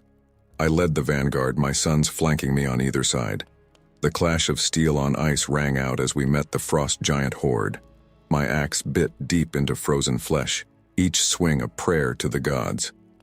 As we battled the Jötnar, the world serpent Jörmungandr slithered onto land, crushing houses and trees beneath its massive coils. I caught glimpses of my daughter Sigrid, leading a group of archers, their flaming arrows arcing through the sky to rain down upon the beast's scaled hide. Hours passed in a blur of blood, sweat, and fury. For every giant we felled, 2 more seemed to take its place. The ground shook with each step of Surtur, the fire giant king, as he strode across our lands, his flaming sword leaving devastation in its wake. I found myself face to face with a particularly massive frost giant, its icy breath freezing the very air around us. We traded blows, my axe chipping away at its frozen armor. In a moment of desperation, I recalled the ancient runes my grandmother had taught me. I traced them in the air with my free hand, channeling the power of the earth itself. The ground beneath the giant's feet cracked and split, sending it tumbling into a chasm. As it fell, I leaped forward, bringing my axe down in a killing blow. The giant shattered like glass, its essence scattering to the winds. Panting heavily, I surveyed the battlefield. Our forces were being pushed back, overwhelmed by the sheer number of mythical foes. In the distance, I saw Eric surrounded by a group of Draugr, undead warriors risen from their graves to join the forces of chaos. Without hesitation, I charged towards him, cutting down foes left and right. As I neared, I saw a Draugr raise its rusted blade, poised to strike my son from behind. "Eric!" I shouted, but my voice was lost in the cacophony of battle. Time seemed to slow as I realized I wouldn't reach him in time. In that moment, I made a decision that would alter the course of our family's destiny. I hurled my axe with all my might, imbuing it with every ounce of strength and love I possessed. The axe spun through the air, glowing with an otherworldly light. It struck the Draugr, obliterating it in a burst of divine energy. The shockwave knocked Eric to the ground, but he was safe. As the light faded, I felt a great weariness settle into my bones. I knew with grim certainty that I had sacrificed more than just my weapon. I had given a piece of my very soul to save my son. Eric scrambled to his feet, rushing to my side as I swayed unsteadily. "Father, what have you done?" I managed a weak smile. "What any father would do, my son. I've ensured our family's future." A ear-splitting roar drew our attention skyward. Jörmungandr had reared up to its full height, its massive head blotting out the sun. In that moment, I knew what I had to do. "Eirik," I said, my voice gaining strength, "gather your siblings. Take as many of our people as you can and flee to the longships. Sail west, to the new lands we discovered. There, our bloodline will have a chance to survive." "But father," he protested, "we can't leave you." I gripped his shoulder tightly. "You must. Our family's saga doesn't end here. It's up to you now to write the next chapter." Tears streamed down his face as he nodded, understanding the weight of my words. "I'll make you proud, father. I swear it." "You always have, my son," I replied, pulling him into a fierce embrace. "Now go. May the gods watch over you." As Eirik retreated, gathering our surviving kin, I turned to face Jörmungandr. The world serpent's gaze fixed upon me, ancient and terrible. I felt the last vestiges of my strength flowing through me, a gift from the gods for this final confrontation. I began to chant, my voice rising above the chaos of battle. The words of power passed down through generations spilled from my lips. The very air around me shimmered with energy. Jörmungandr lunged, its maw wide enough to swallow a mountain. But I stood my ground, arms outstretched, channeling every ounce of my being into one last, desperate act. A blinding light erupted from my chest, expanding outward in a dome of pure energy. It collided with the world serpent, halting its advance. For a moment we were locked in stalemate, the fate of the world hanging in the balance. With a final defiant roar, I poured everything I had into the spell. The dome of light exploded outward, enveloping Jörmungandr in its radiance. The great serpent writhed and thrashed, its cries shaking the heavens. As my vision began to fade, I caught a glimpse of our longships on the horizon, carrying the last hope of our people to safety. A sense of peace washed over me as I realized that my sacrifice had not been in vain. In my final moments, as the light consumed both Jörmungandr and myself, I saw the faces of my ancestors welcoming me to Valhalla. My last thought was a prayer for my children and the generations to come. May they build a new world from the ashes of the old, I whispered, as my spirit slipped free of its mortal coil and soared towards eternity. The blinding light faded, leaving behind a landscape forever changed. Where once stood a mighty serpent and a legendary chieftain, now there was only a vast, smoldering crater. The forces of chaos, bereft of their mightiest champion, began to retreat. From the safety of the longship, Eric watched as the light engulfed his father and the world serpent. He clutched his younger siblings close, tears streaming down his face. "What happens now?" his youngest sister Freya asked in a small voice. Eric gazed at the horizon, where the first rays of a new dawn were beginning to break through the clouds. "Now," he said, his voice strong with resolve, "we honor our father's sacrifice. We sail to a new land, and we build a future worthy of his memory." As the longships cut through the waves, carrying the last remnants of their people to an uncertain future, the survivors began to sing. It was a song of loss and hope, of endings and new beginnings. And so, the next chapter of their saga began, born from the ashes of Ragnarok and the unbreakable spirit of those who had survived it. From the gleaming halls of Valhalla, I watch as the centuries unfold like leaves in the wind. The world my descendants inhabit is vastly different from the one I knew, a realm of steel and glass, of machines that fly through the air and vessels that plumb the ocean depths. Yet beneath the veneer of progress, I see the same human struggles, the same quest for meaning that drove us in ages past. My gaze falls upon a young woman walking through the streets of Reykjavik. She is Astrid Bjornsdottir, though she bears little resemblance to the wife I left behind so long ago. This Astrid, with her fiery red hair and eyes that shine with curiosity, is the last of my bloodline, though she knows not the power that runs through her veins. I watch as she enters the National Museum of Iceland, her steps purposeful. She approaches a new exhibit, her breath catching as she sees the centerpiece. An ancient runestone, its surface etched with symbols that once guided our people. "It can't be," Astrid whispers, her fingers hovering inches from the protective glass. "The Bjornsson runestone. It's real." A museum curator approaches, his eyes alight with excitement. "Ah, you know of it. The Bjornsson runestone is our most recent acquisition. Found buried in a field outside Akureyri, it's caused quite a stir in archaeological circles." Astrid nods, her gaze never leaving the stone. "My grandmother used to tell me stories about it, said it held the secrets of our family's past. I always thought they were just fairy tales." The curator chuckles. "Many of our legends have roots in truth, Ms. Bjornsdottir," Astrid replies. "Astrid Bjornsdottir." The curator's eyes widen. "Bjornsdottir? My word, could you be? Please come with me. There's something you need to see." As Astrid follows the curator to his office, I feel a surge of anticipation. The wheels of fate are turning, bringing my family's destiny full circle. That night, as Astrid sleeps, I reach out across the veil between worlds. In her dreams, I appear to her not as the weathered warrior I became, but as the young chieftain who first set foot on Iceland's shores.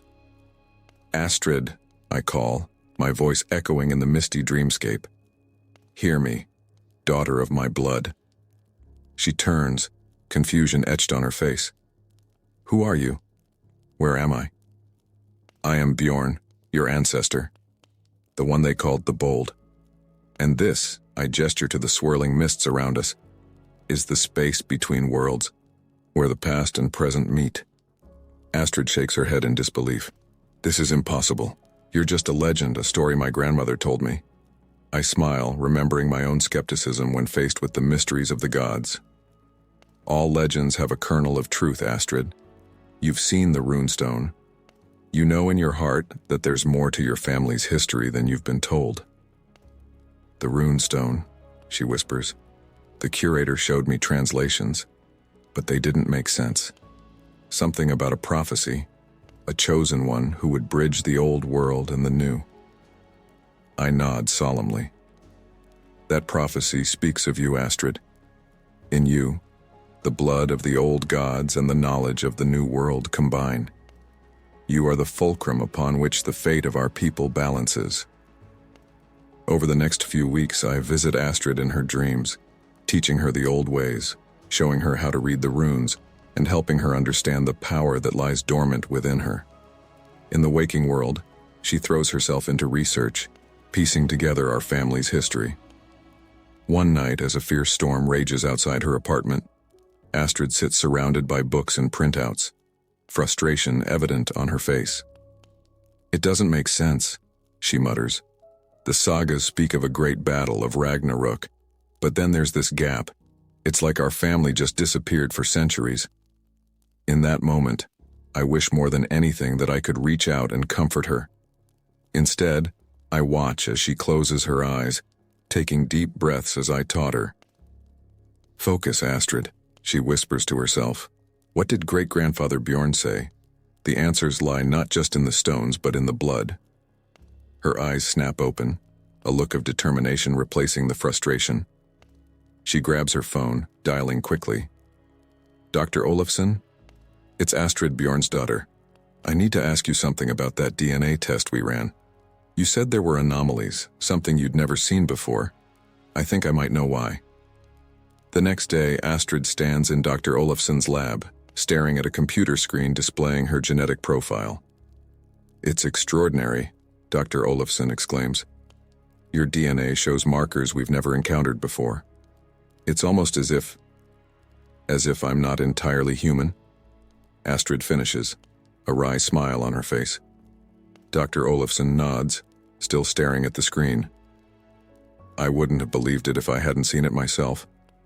Ms. Bjorn's daughter, your genetic structure suggests a lineage far older than anything in our records. If I didn't know better, I'd say you had the blood of the gods themselves running through your veins." Astrid takes a deep breath, steeling herself. "What if I told you that's exactly what it is?" Over the next few months, Astrid becomes the center of a scientific and cultural storm. Her revelations about our family's history, backed by irrefutable genetic evidence, shake the foundations of historical and anthropological study. The world is forced to confront the reality that the old gods were more than myth, that magic and science are not as separate as once believed. But with this knowledge comes danger. There are those who fear what Astrid represents, who see the re-emergence of the old ways as a threat to their power, and there are others who seek to use her abilities for their own gain. One night, as Astrid sleeps fitfully, I reach out to her once more. "The time has come, my child," I tell her.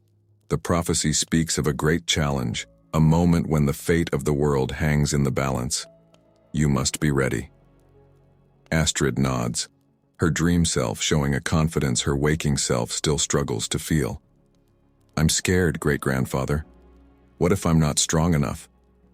I place my hand on her shoulder, willing her to feel the strength of our ancestors. "You are never alone, Astrid. The wisdom of ages flows through you. Trust in yourself, in the power of our bloodline." As I speak, the dreamscape around us shifts. Suddenly, we're surrounded by faces, some familiar to me, others known only through the mists of time. All of my descendants, all of our ancestors gathered in this moment beyond time. "Behold," I say, gesturing to the assembled host. "All those who came before you, all those who will come after. Our saga is vast, Astrid, spanning millennia, and you are its culmination." Astrid looks around in awe, tears shining in her eyes. "I understand now," she whispers. "I'm ready." As Astrid wakes, carrying the strength and wisdom of our entire lineage, I feel a sense of completion wash over me. My journey, begun so long ago on the shores of a new land, is coming to its end. The torch has been passed, the next chapter of our saga about to unfold. In the halls of Valhalla, I turn to my companions, the warriors I fought beside, the family I loved, the ancestors I revered. It is done, I announce. The cycle is complete. Odin himself steps forward, his one eye gleaming with approval. You have done well, Bjorn the Bold.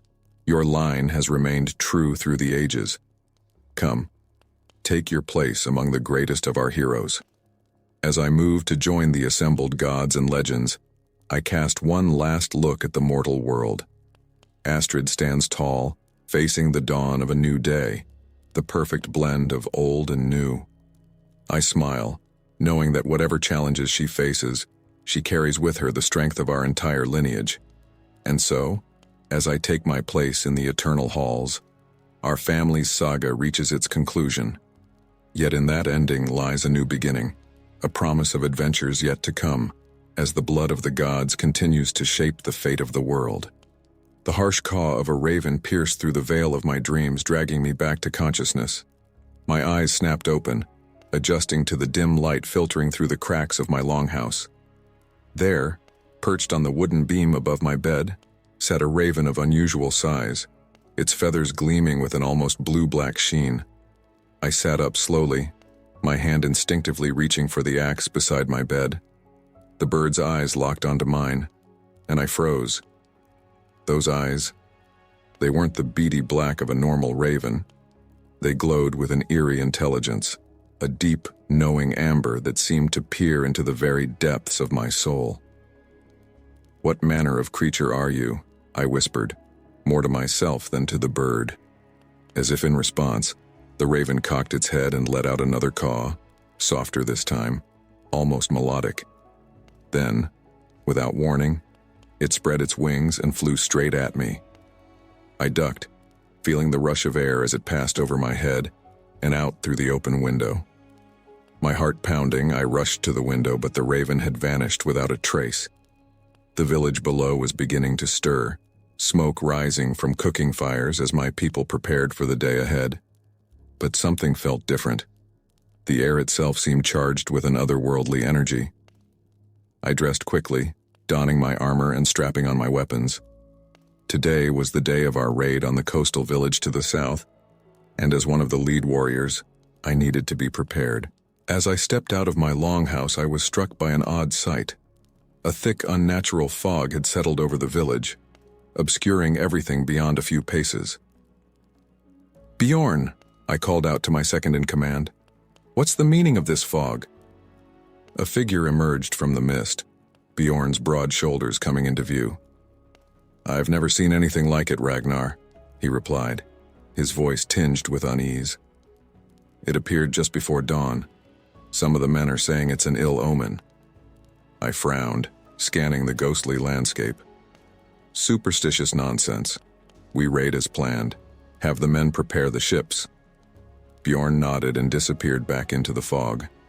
I made my way down to the shore, the mist swirling around my feet with each step. The usual sounds of the village were muffled, creating an eerie silence broken only by the occasional shout or clang of metal. As I reached the edge of the water, I stopped short. There, standing ankle-deep in the lapping waves, was a figure I'd never seen before. An old man, impossibly ancient, with a long white beard and a wide-brimmed hat pulled low over his face. He leaned on a gnarled staff, his posture betraying no sign of frailty despite his apparent age. I approached cautiously, one hand on the hilt of my sword. "Who are you, old man? You're not from our village." The stranger looked up, and I gasped. Where his right eye should have been, there was only an empty socket, but his left eye, it gleamed with a fierce intelligence and ageless wisdom that sent a shiver down my spine. "Who I am matters less than why I'm here, young Ragnar," the old man said, his voice surprisingly strong and clear. "How do you know my name?" I demanded, drawing my sword halfway from its scabbard. The old man chuckled, a sound like stones grinding together. "I know many things, warrior. I've come to offer you advice, should you be wise enough to heed it." I hesitated, torn between suspicion and an inexplicable urge to listen. "Speak then if you must, but be quick about it. We sail with the tide." The old man nodded and began to speak in a rhythmic cadence, his words carrying the weight of ancient wisdom. "Better gear than good sense a traveler cannot carry. Better than riches for a wretched man far from his own home. Better gear than good sense a traveler cannot carry. A more tedious burden than too much drink a man cannot carry about.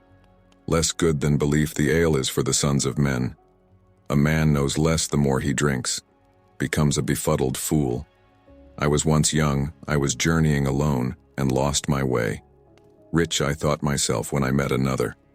Man is the joy of man. Moderately wise a man should be, not too crafty or clever. A learned man's heart, whose learning is deep, seldom sings with joy." As he finished, the old man fixed me with his piercing gaze. "Remember these words, Ragnar, they may serve you well in the days to come." I stood there, stunned, the verses echoing in my mind. They spoke of caution, of the value of companionship, of the dangers of excess. But why was this stranger sharing them with me? Before I could question him further, a gust of wind swept across the shore, momentarily obscuring my vision.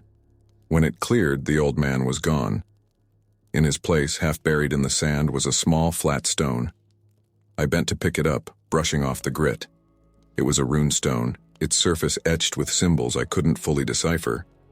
But as I ran my fingers over the markings, I felt a jolt of energy, as if the stone itself was alive with hidden knowledge. "Ragnar!"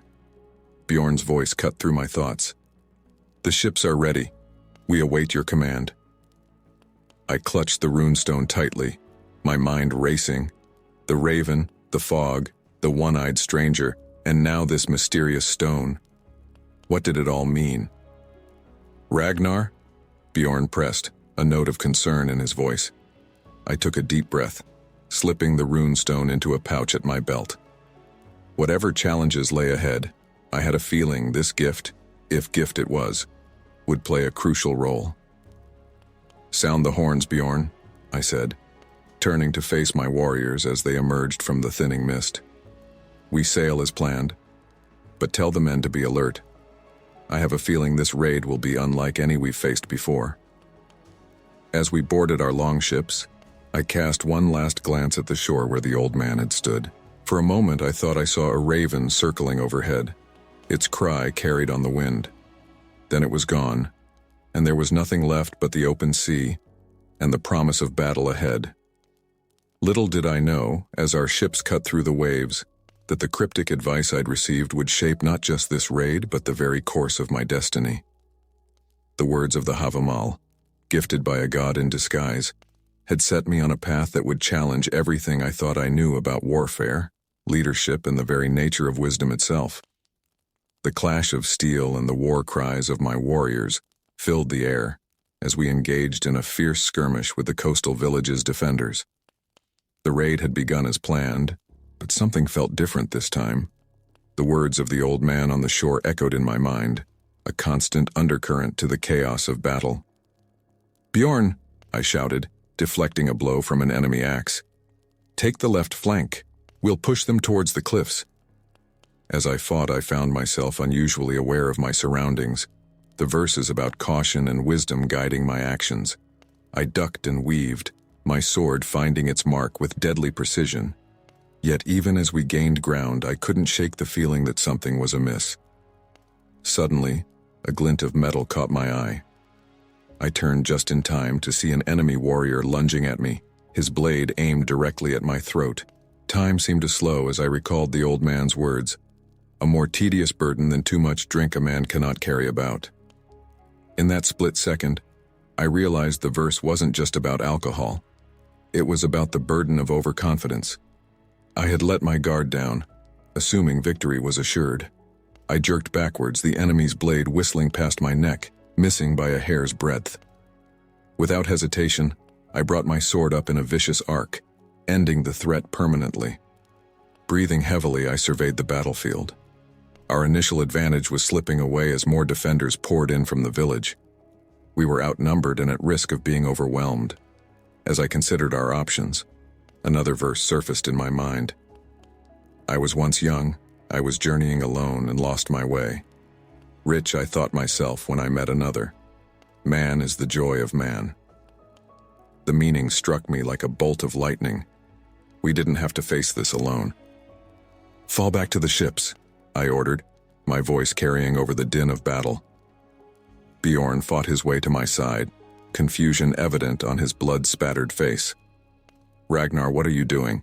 We can still win this. I grabbed his shoulder, locking eyes with him. Trust me, old friend, I have a plan. As we retreated, I explained my idea to Bjorn. Just over the next ridge lived the Ulfson clan, our longtime rivals. If we could convince them to join forces, we might stand a chance against the village's unexpectedly strong defenses. Have you lost your mind? Bjorn exclaimed. The Ulfsons would sooner gut us than help us. I pulled out the runestone, its etchings seeming to glow faintly in the fading light. Perhaps, but we have nothing to lose by trying. Under the cover of dusk, we made our way to the Ulfson settlement. As expected, we were met with drawn weapons and suspicious glares. Their leader, Halfdan the Grim, stepped forward, his hand resting on the pommel of his sword. You have some nerve showing up here, Ragnar Ironheart, Halfdan growled. Give me one reason why I shouldn't strike you down where you stand. I held up my hands in a gesture of peace. I come seeking an alliance, Halfdan. The coastal village to the south has grown strong. Too strong for either of us to raid alone. But together, Halfdan's eyes narrowed. And why should I trust you? Our clans have been at odds for generations. I took a deep breath, recalling the verse about friendship. Because man is the joy of man, Halfdan. Our strength lies not in our individual prowess, but in the bonds we forge with others. Today I offer you not just an alliance, but a chance to write a new chapter in our people's history. A tense silence fell over the gathering. I could feel my warriors shifting uneasily behind me, hands never far from their weapons. Finally, Halfdan spoke. You always did have a silver tongue, Ragnar, he said, a grudging respect in his voice. Very well. We'll join forces for this raid, but make no mistake, once the battle is won, all bets are off. With our numbers bolstered by the Ulfson clan, we returned to the coastal village at dawn. The battle that followed was fierce, but with our combined strength, we soon gained the upper hand. As the fighting died down, I found myself face to face with the village's chieftain. He was on his knees, disarmed, glaring up at me with a mixture of hatred and resignation.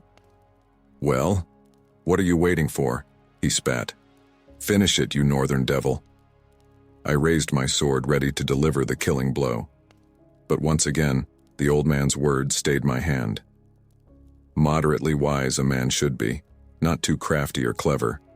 A learned man's heart whose learning is deep seldom sings with joy. In that moment I understood. True wisdom lay not in ruthless victory, but in knowing when to show mercy. I lowered my weapon. Your life is spared, I declared, loud enough for all to hear. In exchange for a portion of your wealth and a promise of non-aggression, we will leave your village standing. The chieftain's eyes widened in disbelief.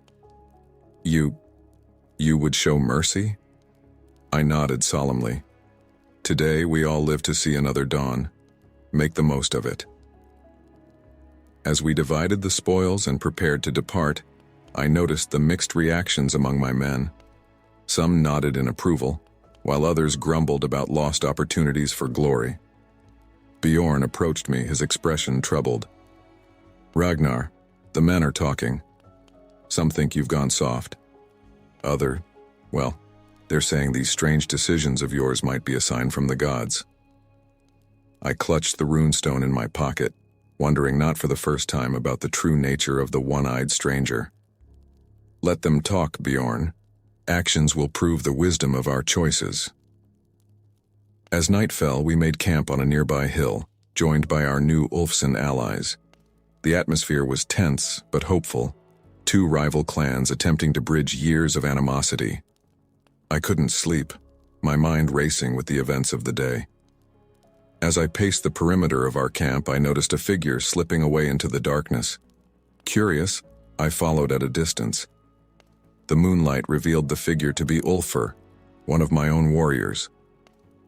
He made his way to a secluded clearing where, to my shock, he met with a man I recognized as one of Halfdan's advisors. "The alliance is holding for now," Ulfr whispered, "but Ragnar's new tactics have made some of the men restless. If we play this right, we can turn both clans against each other and seize power for ourselves." I felt a cold fury building in my chest. A traitor, just as the runes had warned. But even as anger threatened to overwhelm me, I recalled the verse about moderation and wisdom. Taking a deep breath, I stepped into the clearing. "An interesting plan, Ulfr, though I think you'll find it somewhat difficult to execute from the afterlife." The two conspirators whirled around, faces pale with terror. Ulfr fell to his knees. "Ragnar, I can explain." I held up a hand, silencing him. "Save your breath. You'll need it to confess your treachery to both clans come morning." As I bound the traitors and led them back to camp, I couldn't help but marvel at the power of the old man's advice. In a single day, it had guided me through battle, forged an unlikely alliance, shown me the value of mercy, and unveiled a hidden threat. The path ahead was uncertain, but one thing was clear. The wisdom of the Havamal would be my compass in the challenges to come. As the first light of dawn broke over the horizon, I steeled myself for the difficult conversations and decisions that lay ahead, the weight of leadership settling firmly on my shoulders. The salty spray of the sea misted my face as I stood at the prow of our longship, my eyes fixed on the horizon. Behind us, a fleet of ships carrying both my warriors and our newfound allies from the Ulfson clan cut through the waves. The events of the past few days had changed everything, and now we sailed towards an unknown future. As the familiar coastline faded from view, I pulled out the runestone, its etched surface now as familiar to me as the hilt of my sword. A new verse had appeared, as if by magic. "The unwise man is awake all night and ponders everything over. When morning comes, he is weary in mind, and all is a burden as ever." I smiled, understanding the message. It was time to look forward, to seek new horizons rather than dwell on past victories and challenges. "Ragnar," Bjorn called out, approaching me with a concerned look. "The men are growing restless. They want to know where we're headed." I turned to face my old friend and the crew gathered behind him. "We sail for new lands," I announced, my voice carrying over the sound of the waves. "The gods have shown us that there is more to life than raiding the same shores. It's time we expanded our horizons." Murmurs rippled through the crew, a mix of excitement and apprehension. Halfdan, leader of the Ulfson clan, stepped forward. "And what makes you so sure these new lands exist, Ragnar? Or that they're worth finding?" I held up the runestone. "The same wisdom that led us to victory and alliance guides us now. Trust in it, as I do." As if in response to my words, the sky began to darken. What had been a few scattered clouds quickly grew into an ominous mass of roiling gray. The wind picked up and the sea, once calm, began to churn. "Storm's coming," shouted our lookout. "A big one," I barked out orders, my voice nearly lost in the howling wind. "Secure the cargo, reef the sail, all hands on deck." The next few hours were a blur of desperate action. Rain lashed at us mercilessly as waves the size of mountains threatened to swallow our ship's whole. I found myself at the steering oar, muscles straining as I fought to keep us from capsizing. Through the chaos, I saw other ships struggling. One of the Ulfson vessels was dangerously close to breaking apart. Without thinking, I ordered my men to throw lines to the floundering ship. "Are you mad?" Halfdan shouted, clinging to the gunwale. "You'll doom us all." But I stood firm. "A man is the joy of man," I reminded him, quoting the Havamal. "We stand together or fall alone." As we battled the storm, I felt a strange calm settle over me. Another verse came to mind. A coward believes he will ever live if he keep him safe from strife, but old age leaves him not long in peace, though spears may spare his life. With renewed determination, I steered our ships through the tempest. Hours passed, each moment a struggle for survival, but gradually the storm began to abate. As the last rumbles of thunder faded, we found ourselves in unfamiliar waters. Ahead loomed a massive fjord, its steep cliffs shrouded in mist. The entrance was narrow, flanked by jagged rocks that could easily tear our ships apart. The safe choice would be to find a beach and make landfall, to recover from the storm before proceeding. But as I studied the fjord, I felt a pull, an inexplicable certainty that our destiny lay beyond those treacherous waters. I made my decision. "We're going through," I announced, pointing towards the fjord's entrance. Bjorn looked at me as if I'd lost my mind. "Ragnar, that passage is too dangerous. We'll lose half our fleet." I placed a hand on his shoulder. "Sometimes, Bjorn, the most dangerous path is the only one worth taking. Trust me." Guiding our ships through the fjord was like threading a needle in the dark. More than once we came within a hair's breadth of disaster. But with each successful maneuver, I felt more certain that we were on the right path. As we emerged from the fjord into a sheltered bay, a collective gasp went up from the crew. There, nestled against the base of a towering mountain, was a village unlike any we'd ever seen. Its buildings were constructed with a grace and skill that surpassed even the finest craftsmanship of our homeland. We made landfall, our approach watched warily by the village's inhabitants. They were a strange people, with clothing and weapons that seemed both familiar and alien. As we disembarked, a group of armed villagers approached, led by a man whose bearing marked him as their leader. He spoke in a language similar to our own, but with unfamiliar cadences. "Who are you, strangers, to enter our hidden fjord?" he demanded. I stepped forward, hands raised in a gesture of peace. "I am Ragnar Ironheart," I replied, choosing my words carefully. "We come seeking new lands and new alliances." The leader's eyes narrowed. "And why should we not simply kill you where you stand? We have no love for raiders here." I felt the weight of the moment, knowing that our survival hinged on what I said next. Drawing on the wisdom of the Havamal, I spoke. "A man should be friendly yet wary, in his speaking both shrewd and fair. The wise man should seek to win the regard of all who listen." To my surprise, the leader's expression softened. "You speak with the wisdom of the ancients," he said. "Perhaps there is more to you than meets the eye." What followed was a delicate dance of diplomacy. I found myself drawing on skills I never knew I possessed, negotiating terms of trade and cultural exchange.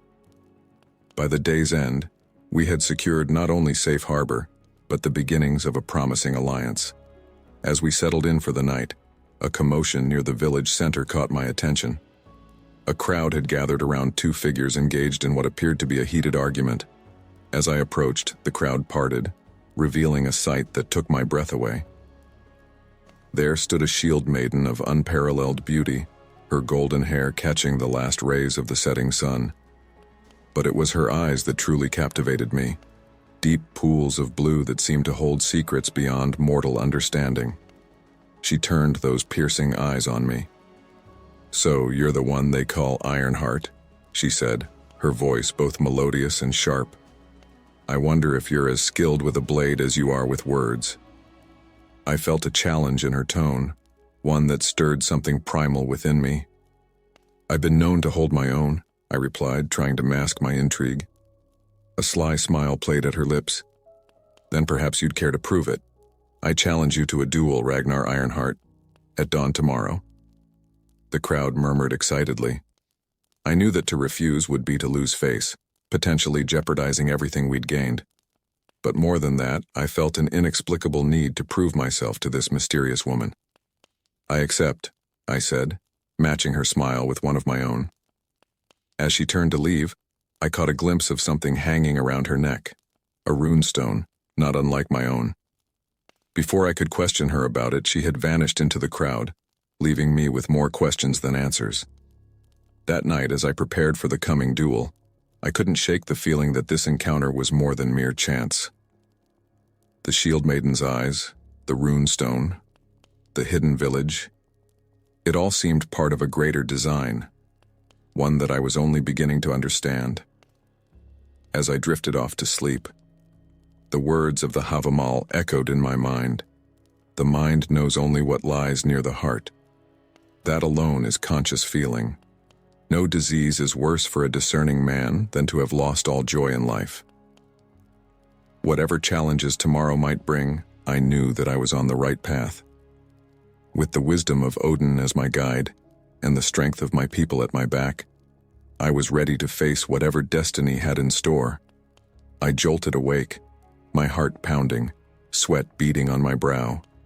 The vivid dream that had gripped me moments ago was already fading, leaving behind only a sense of urgency and unease. As I sat up, my hand instinctively reached for the runestone beneath my pillow. The smooth surface felt different somehow. I held it up to the dim light filtering through the cracks of the longhouse, and my breath caught in my throat. The runes had changed overnight, rearranging themselves into a new message. The foolish man thinks he will live forever if he keeps from fighting, but old age won't grant him a truce, even if the spears do. A chill ran down my spine. This was no ordinary stone, and these were no ordinary circumstances. As I pondered the meaning of this new verse, Bjorn burst into the room. "Ragnar, we've received word from our scouts. A rich caravan is passing through the nearby forest. It's the perfect opportunity for a raid." I hesitated, the dream's lingering unease battling with the prospect of easy riches. But the verse on the runestone gave me pause. Was this a warning against complacency? "Gather the men," I said finally. "But tell them to be on high alert. Something doesn't feel right about this." Within the hour, our raiding party was moving silently through the dense forest. The air was thick with morning mist, limiting visibility and muffling our footsteps. As we neared the reported location of the caravan, an eerie silence fell over the woods. Suddenly, a war cry shattered the stillness. Arrows whistled through the air, finding marks among our unprepared warriors. We'd walked straight into an ambush. "It's a trap!" I roared, drawing my sword. "Form a circle, shields up." Chaos erupted as our attackers emerged from the mist. They were not the simple merchants we'd expected, but hardened warriors, their faces painted with intricate designs I'd never seen before. As we fought for our lives, the runestone's message echoed in my mind. This was no time for conventional tactics. "Bjorn," I called out over the din of battle. "The trees! Use the trees!" Understanding dawned in my old friend's eyes. "Warriors, to the branches!" he bellowed. In a move that caught our enemies completely off guard, we began scaling the massive trees surrounding us. From this elevated position, we rained down arrows and spears, turning the tide of the battle. As the last of our attackers fell or fled, I dropped back to the forest floor, breathing heavily. The unconventional tactic had saved us, but at a cost. Several of our own lay dead or wounded. As we tended to our injured and gathered what meager spoils we could find, I overheard a conversation that made my blood run cold. "Can't believe the chieftain would betray us like this," one warrior muttered to another. "Aye," his companion replied, "selling us out to these foreign warriors for a bit of gold. It's shameful." I froze, my mind reeling. Could it be true? Had our own chieftain, the man I'd sworn to serve, set us up? As we made our way back to the village, I wrestled with this newfound knowledge. The Havamal had taught me the value of loyalty, but also the importance of truth. I found myself torn between my duty to my chieftain and my duty to my people. That night, as the village celebrated our survival, though not victory, I slipped away to the sacred grove on the outskirts of our settlement. There, before the ancient oak that served as our connection to the gods, I sought guidance. "Great Odin," I whispered, "show me the path of wisdom." As if in response, the wind picked up, rustling the leaves of the oak. In that moment, I felt a presence, familiar, yet impossibly ancient. The air shimmered, and before me stood the one-eyed old man who had first given me the rune stone. "You seek answers, Ragnar Ironheart," he said, his voice like gravel and thunder. I fell to my knees. "My Lord Odin," I breathed, for I knew now without a doubt who stood before me. "I am lost. My chieftain betrays us, yet I am bound by oath to serve him. What am I to do?" Odin's single eye bored into me. "The path of wisdom is rarely easy, young one. Often it demands great sacrifice." "What sacrifice?" I asked, a sense of dread building in my chest. "To save your people, you must be willing to give up that which you hold most dear," Odin replied. "Your honor, your loyalty, perhaps even your life.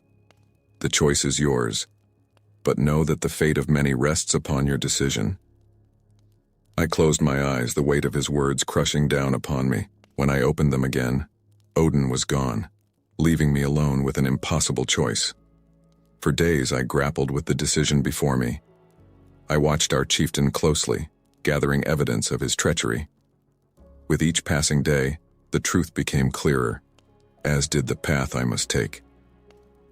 Finally, at the next gathering of the clan, I stepped forward. "My brothers and sisters," I began, my voice ringing out across the hall. "I come before you with a heavy heart and grave news." The hall fell silent as I laid out the evidence of our chieftain's betrayal. Gasps and angry mutters filled the air as I spoke of secret meetings, of gold changing hands, of plans to sell our people into slavery. As I finished, our chieftain leapt to his feet, his face contorted with rage. "Lies," he roared. "This is treason. Guards, seize him." But no one moved. The truth of my words was written plainly on the faces of our people. "If what I say is lies," I said calmly, "then I submit myself to the judgment of combat. Let the gods decide who speaks true." The chieftain's eyes darted around the hall, seeking support and finding none. With a snarl, he drew his sword. "So be it, traitor. To the death." What followed was the most grueling fight of my life. The chieftain was a skilled warrior, and desperation lent him strength. But as we fought, I felt the wisdom of the Havamal guiding my blade. In the end, it was a simple misstep that decided the battle. The chieftain overextended, and I saw my opening. With a quick thrust, it was over. As the chieftain's body fell to the ground, a great cheer went up from the gathered clan. But I felt no joy in my victory, only a profound sadness at the cost of wisdom. In the days that followed, as I was named the new chieftain, I often thought back to that moment in the sacred grove. Had it truly been Odin himself who had guided me? The one-eyed stranger who had first given me the runestone, the timely advice that had saved us time and again, it all pointed to divine intervention. Yet even as I pondered these mysteries, I knew that the greatest challenges still lay ahead. The runestone's messages continued to change, hinting at trials and adventures yet to come. As I stood at the edge of our village looking out over the sea, I clutched the runestone tightly. Whatever the future held, I would face it with the wisdom of the gods as my guide, and the strength of my people at my back. The sun had barely crested the horizon when the horns blared, their urgent cries shattering the morning calm. I bolted upright, my hand already reaching for my sword before my eyes were fully open. Bjorn burst into my quarters, his face ashen. "Ragnar, we're under attack," he gasped. "A fleet of ships just appeared out of the mist. They'll make landfall any moment." My mind raced. Most of our warriors were away on a trading expedition, leaving our village severely undermanned. "How many?" I demanded, strapping on my armor. "At least 10 longships," Bjorn replied grimly. "We're outnumbered 5-1, maybe more." I gritted my teeth. This was no random raid. This was a calculated strike against us at our weakest moment. As we rushed to the village center, I could see panic spreading among the people. Women clutched children to their breasts, elders looked around in confusion, and the few remaining warriors exchanged worried glances. Standing atop a wooden platform, I raised my voice to address the crowd. "Listen to me, all of you. Yes, we are under attack. Yes, we are outnumbered. But we are not defeated. I pulled out the runestone, its surface glowing faintly in the early morning light. The verses of the Havamal came to me, and I knew what I had to do. Remember the words of the All-Father, I called out. The coward believes he will live forever if he holds back in battle, but in old age he shall have no peace, though spears have spared him. Today we all must be brave. I saw determination replace fear in many eyes as I continued. A wise man once said, "Cattle die, kindred die, every man is mortal, but the good name never dies of one who has done well. Let us fight not just for our lives but for our legacy." As my words rang out, I saw a transformation sweep through the crowd. Backs straightened, chins lifted, and hands reached for whatever weapons were available. Axes, spears, even farming tools.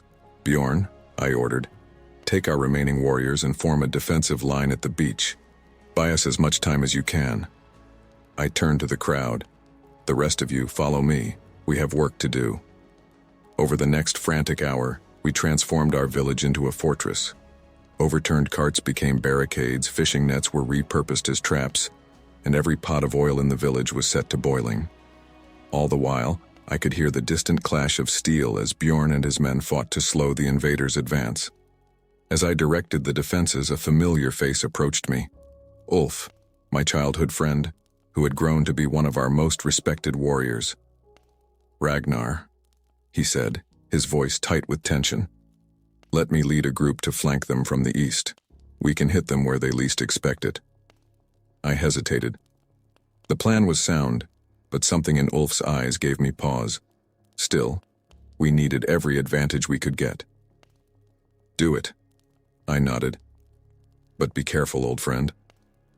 As Ulf gathered his men and slipped away, I turned my attention back to the main defense.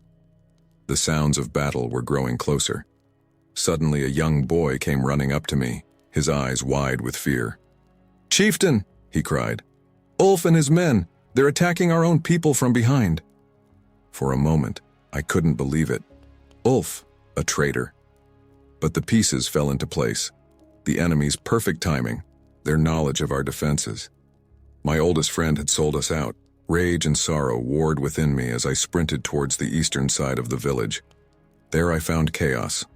Our people caught between the invaders from the beach and Ulf's turncoats from behind. Through the melee, I spotted Ulf. Our eyes met across the battlefield, and I saw a flicker of regret cross his face before it hardened into resolve. Without a word, we charged at each other, our swords meeting in a shower of sparks. "Why, Ulf?" I shouted as we traded blows. "We were brothers!" Ulf's face was a mask of bitterness. "Brothers? You took everything from me, Ragnar. The chieftainship should have been mine." Our duel raged on. A lifetime of shared experiences and unspoken rivalries poured into every strike and parry. Around us, the battle for our village hung in the balance. As we fought, I felt the runestone grow warm against my chest. In a moment of clarity, I remembered another verse from the Havamal. "A tree with no leaves, a man with no friends. Why should either of them live?" Suddenly, I understood. Ulf's betrayal stemmed not just from ambition, but from loneliness, from feeling cast aside. In that moment of empathy, I saw my opening. With a move born of years of sparring together, I disarmed Ulf, sending his sword spinning away. He fell to his knees, waiting for the killing blow, but instead, I extended my hand.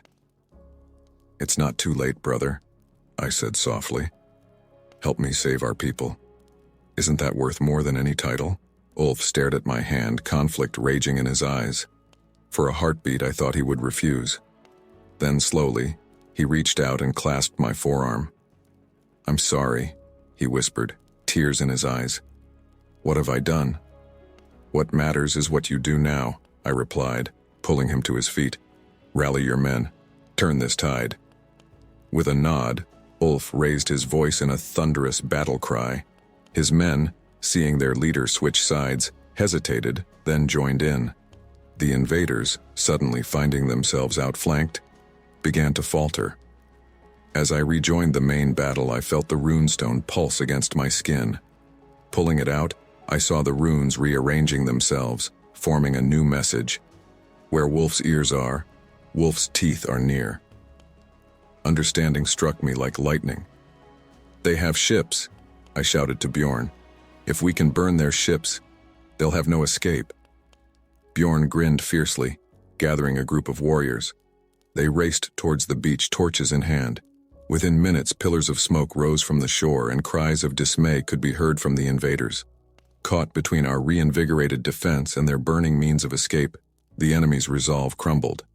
What had seemed an overwhelming force just hours ago now broke and ran, those who could swimming desperately towards their flaming ships.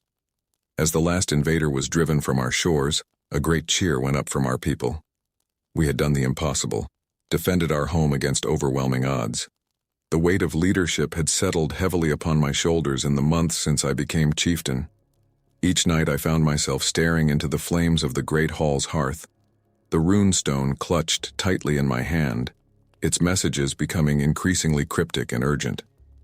It was clear that my journey was far from over. One particularly restless night, a new message appeared on the stone. Seek the roots of Yggdrasil, where the Norns weave fate's design. Only there will you find the truth of your destiny's line. I knew then what I had to do. At dawn, I called my most trusted advisors together. My friends, I began, my voice steady despite the turmoil in my heart. I must embark on a quest to seek the Norns. Our future, perhaps the future of all our people, depends on it. Bjorn, ever loyal, stepped forward. Then we shall accompany you, Ragnar. You need not face this alone. I shook my head. No, old friend. This journey is mine to make. The village needs strong leadership in my absence. I trust you and the council to keep our people safe. As the sun rose, I set out alone, armed with only my sword, the runestone, and the wisdom I had gained. The path to Yggdrasil was shrouded in mystery, known only through ancient legends and half-forgotten songs. For days I traveled through dense forests and across barren plains. On the third night, as I made camp in a misty glade, I heard a haunting melody drifting through the trees. Following the sound, I came upon a clearing where a group of ethereal women danced in a circle. "Welcome, Ragnar Ironheart," they spoke in unison, their voices like chiming bells. "We are the forest's guardians. If you wish to pass, you must join our dance and prove your worth." Remembering the Havamal's teachings about caution and wisdom, I replied, "And how am I to know this isn't a trap, fair ladies? Many a brave warrior has fallen to the charms of the hidden folk." The lead dancer smiled, a glimmer of approval in her eyes. Wise indeed. But sometimes, Ragnar, to move forward, one must take a leap of faith.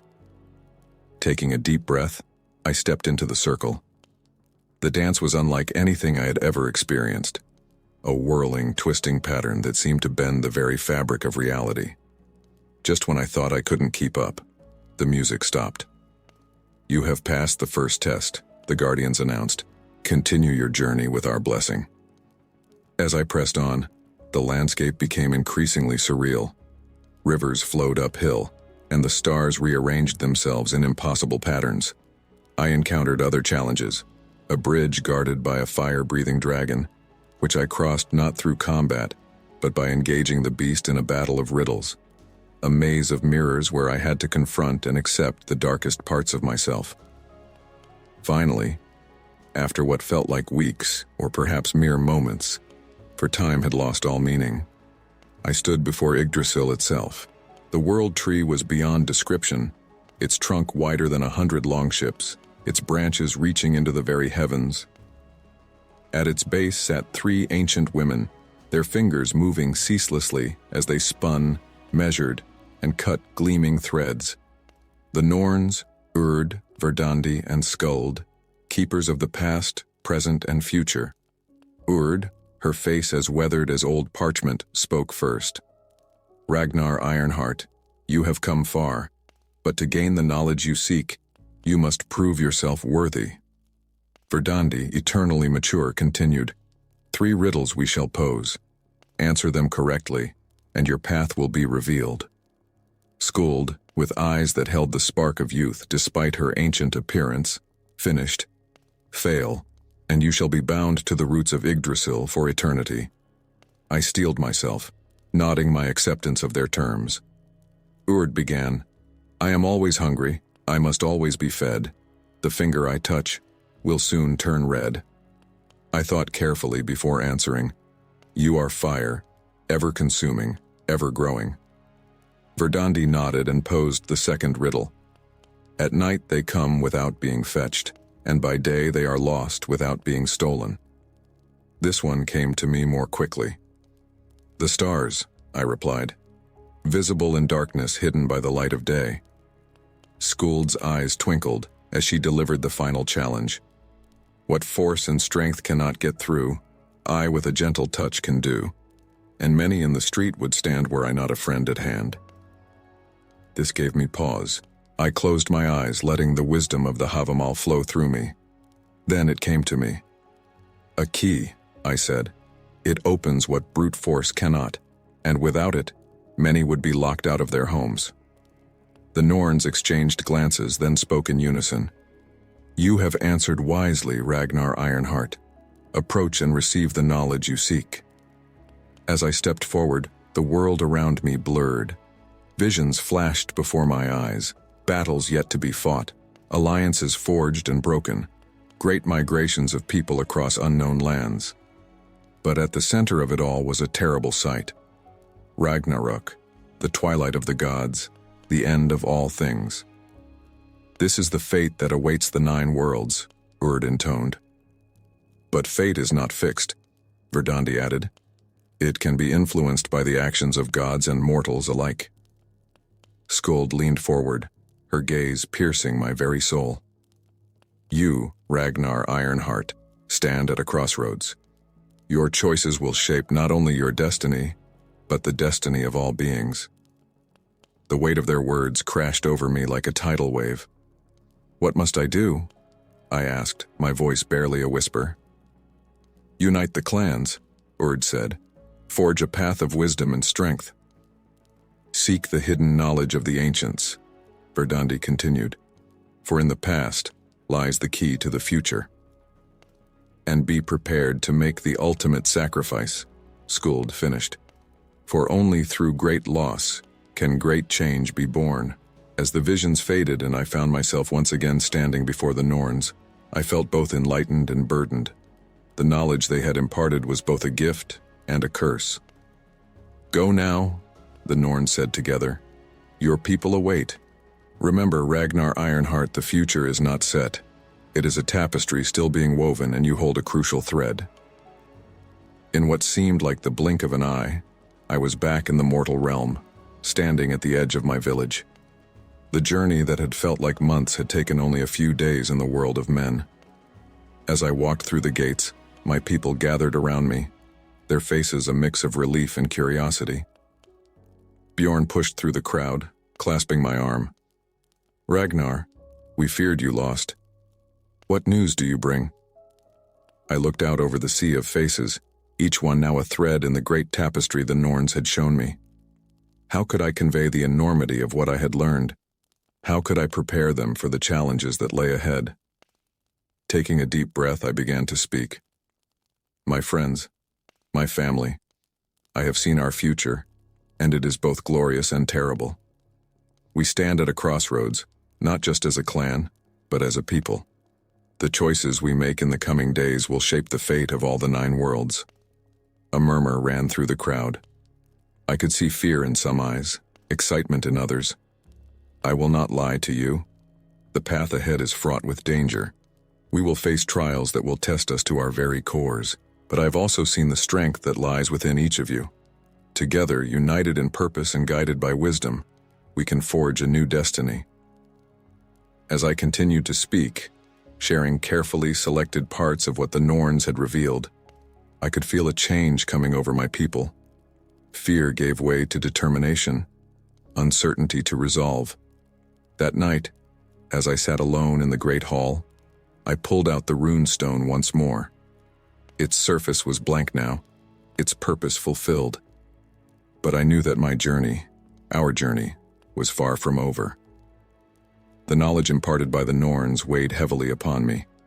I understood now that every decision, every action, rippled out to affect not just our clan, but the very fabric of reality. The power to influence the coming of Ragnarok itself rested in our hands. As I stared into the flickering flames, I made a silent vow. Whatever trials lay ahead, whatever sacrifices were demanded, I would do everything in my power to guide my people toward a future of hope rather than destruction. The Norns had shown me the threads of fate, but it was up to us to weave them into a tapestry of our own making.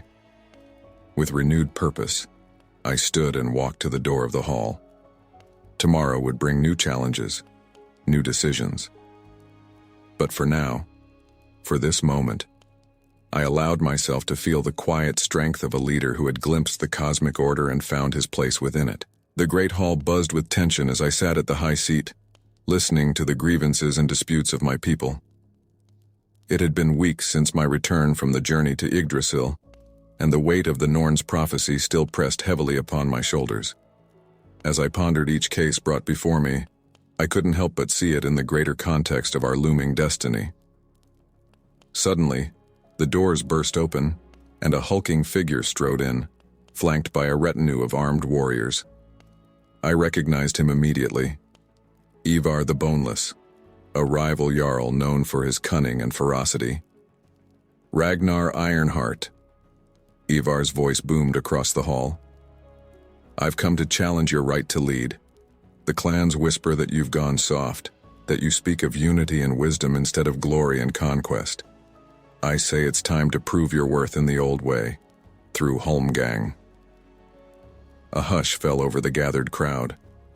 Holmgang, the sacred duel, was not to be taken lightly. The outcome would determine not just my fate but the fate of my entire clan. I stood slowly, meeting Ivar's gaze. I accept your challenge, Ivar the Boneless. Let the gods witness our combat and judge who is truly worthy to lead. As preparations for the duel began, Bjorn pulled me aside, his face etched with concern. Ragnar, are you certain about this?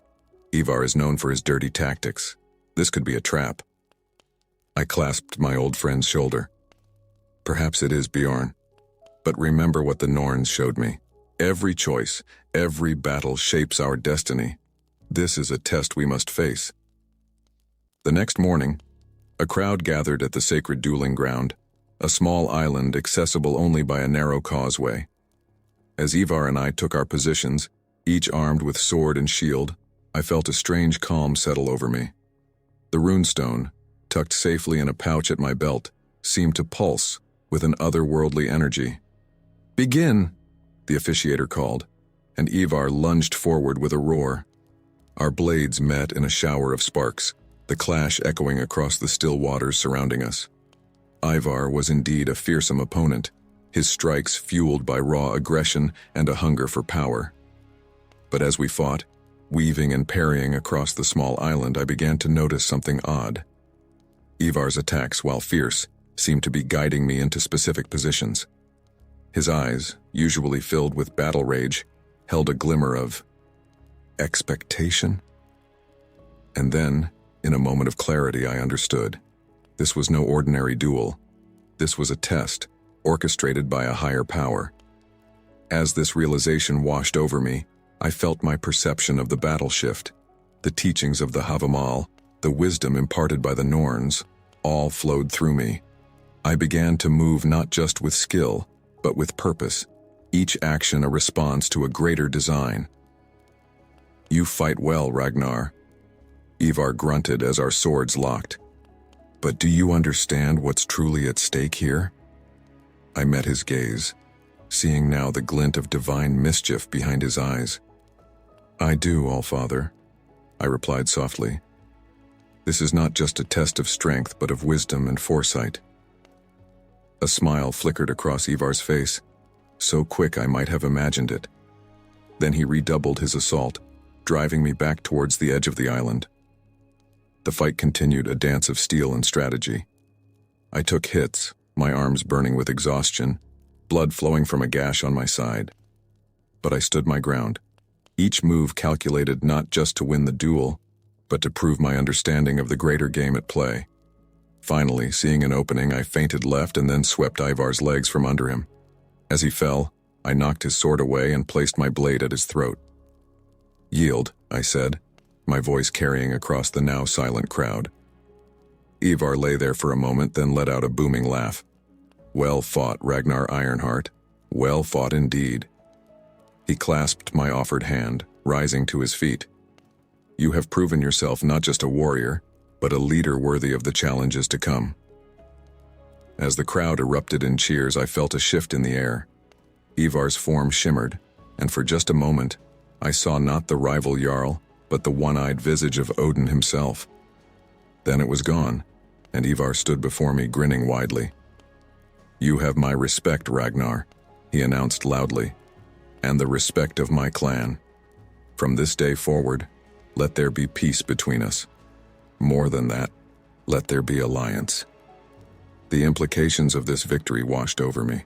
Not only had I secured my position as leader, but I had also gained a powerful ally in the trials to come. As we made our way back to the village, the air was filled with songs of victory and talks of celebration. But fate, it seemed, had other plans.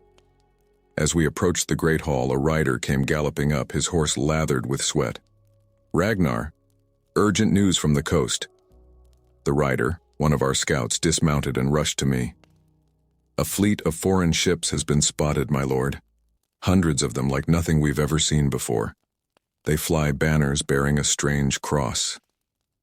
The blood drained from my face as I remembered the visions shown to me by the Norns. This was it, the beginning of the great change they had foretold. "How long do we have?" I asked, my mind already racing with plans. 3 days, perhaps 4 if the winds are against them," the scout replied. I turned to address the gathered crowd, my voice ringing out with purpose. "My friends, our celebration must wait. A great threat approaches, one that endangers not just our clan, but all the clans of the north. We must prepare for war." Murmurs of concern rippled through the assembly. Ivar stepped forward, his face grim. "You have my sword, Ragnar, and the swords of my warriors. But will it be enough?" I shook my head. "Not against a force of this size. We must do what has never been done before. We must unite all the clans." Bjorn's eyes widened. "All the clans? Ragnar, many of them have been at each other's throats for generations. How can we possibly bring them together?" I felt the weight of the runestone in my pouch, remembering the wisdom it had imparted. With truth, with wisdom, and with the understanding that we face a threat greater than any of our petty feuds.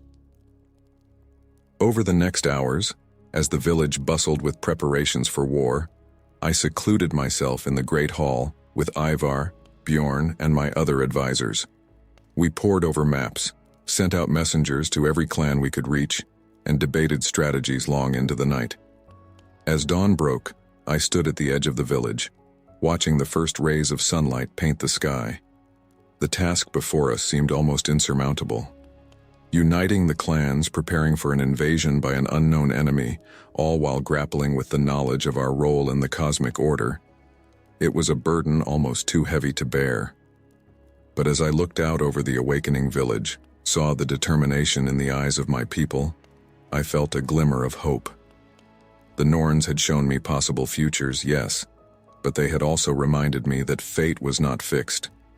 With wisdom, courage, and unity, we could forge our own destiny. I pulled out the runestone, its surface now blank, its purpose seemingly fulfilled. Yet I knew that its true gift had been not the messages it conveyed, but the wisdom it had helped me unlock within myself. "Ragnar," Bjorn's voice called out, "the first of the clan leaders have arrived. They await you in the great hall." Taking a deep breath, I tucked the stone away and turned back towards the village. The greatest test of my leadership lay ahead, but I was ready to face it. With the wisdom of the Havamal as my guide and the strength of my people at my back, we would meet this challenge head-on. The horizon was ablaze with the light of 1,000 torches. each flame representing an enemy warrior poised to descend upon our lands. From my vantage point atop the coastal cliffs, I could see the vast armada of foreign ships stretching as far as the eye could see. Our scouts' reports had been grave, but nothing could have prepared me for the sheer scale of the invasion force before us. Bjorn stood at my side, his weathered face etched with concern. By the gods, Ragnar, there must be 10 of them for every one of us. I nodded grimly, my mind racing. The united clans of the north stood behind us, a force that would have been unstoppable against any normal foe. But this was no normal foe. This was the future the Norns had warned me about, the catalyst that would shape the destiny of our people. As I watched the enemy prepare to make landfall, a verse from the Havamal echoed in my mind. The unwise man thinks all who smile and speak him fair are his friends. He learns too late that he is betrayed when he comes to the council of wise men. In that moment, a plan began to form, a strategy born of wisdom and cunning rather than brute force. I turned to Bjorn, a glint in my eye. Gather the clan leaders. It's time to show these invaders the true power of northern wisdom. Within the hour, the Great War Council convened in a hastily erected tent atop the cliffs. The air was thick with tension as clan leaders who had been lifelong enemies stood shoulder to shoulder, united by a common threat. Friends, I began, my voice carrying over the murmurs of the assembled warriors, we face an enemy that outnumbers us greatly, but numbers alone do not decide battles. We have something they do not, the wisdom of Odin and the strength of our united clans. I laid out my plan, a strategy of deception and misdirection that would use the invaders' superior numbers against them. Some clan leaders balked at first, accustomed to more straightforward tactics, but as I explained, drawing on the teachings of the Havamal and the insights granted by the Norns, I saw understanding and then admiration dawn in their eyes. Ivar the Boneless, now my staunch ally, was the first to speak up in support. By Thor's hammer, Ragnar, it's a mad plan, but it just might work. You have my axe, and the axes of my warriors. One by one, the other clan leaders pledged their support. As dawn broke, our combined forces moved into position, ready to enact a strategy that would be sung about for generations to come. The battle began with a feint, a small force of our warriors engaging the enemy on the beach, appearing to be overwhelmed and retreating in disarray. The invaders, sensing easy victory, pursued eagerly, leaving their ships largely unguarded. Hidden in the forested hills, I watched as the trap was sprung. Signal fires blazed to life along the coast, and from hidden coves emerged a fleet of our own ships, manned by our stealthiest warriors. As the main body of the invading army pushed inland, we set fire to their ships and cut off their escape route. Chaos erupted on the battlefield. The invaders, realizing they had been outmaneuvered, fought with the desperation of cornered animals. But we had prepared for this, using the terrain to our advantage, funneling them into prepared killing grounds. I led from the front, my sword singing as it clove through enemy ranks. Around me I saw the fruits of our unity. Warriors from once rival clans fighting side by side, covering each other's backs as if they had been shield brothers for life. As the tide of battle turned in our favor, I caught sight of a figure that could only be the enemy king. He stood atop a small hill, his armor gleaming with gold and precious stones, a crown perched upon his helm. Our eyes met across the battlefield, and in that moment, I knew that this confrontation had been fated since the day I first received the runestone. Fighting my way through the press of bodies, I made my way towards the hill. Warriors on both sides seemed to sense the importance of this moment, parting to create a path between us. The enemy king stepped forward, his voice carrying over the din of battle. "So, you are the one they call Ironheart, the savage chieftain who dares to resist the will of God and the might of my army." I raised my blood-stained sword, its tip pointing at the king's heart. "I am Ragnar, son of the North, guided by the wisdom of Odin. And you, foreign king, trespass on lands that are not yours to take." Without another word, we charged at each other. Our swords met with a clash that seemed to shake the very earth. The king was a skilled warrior, his technique honed by years of conquest. but I had been tested by gods and fate itself, and in my veins ran the fire of northern resilience. As we fought, trading blows that would have felled lesser men, the battle around us seemed to fade away. This was more than a fight between two leaders. It was a clash of worlds, of destinies, of the very future the Norns had shown me. "You fight well for a heathen," the king grunted, parrying one of my strikes. "But your gods are false, your ways doomed to crumble before the march of true civilization." I laughed, a sound born of battle fury and the absurdity of his words. "Our gods walked these lands when your Christ was still unborn. The wisdom they have granted us will outlast any empire you hope to build."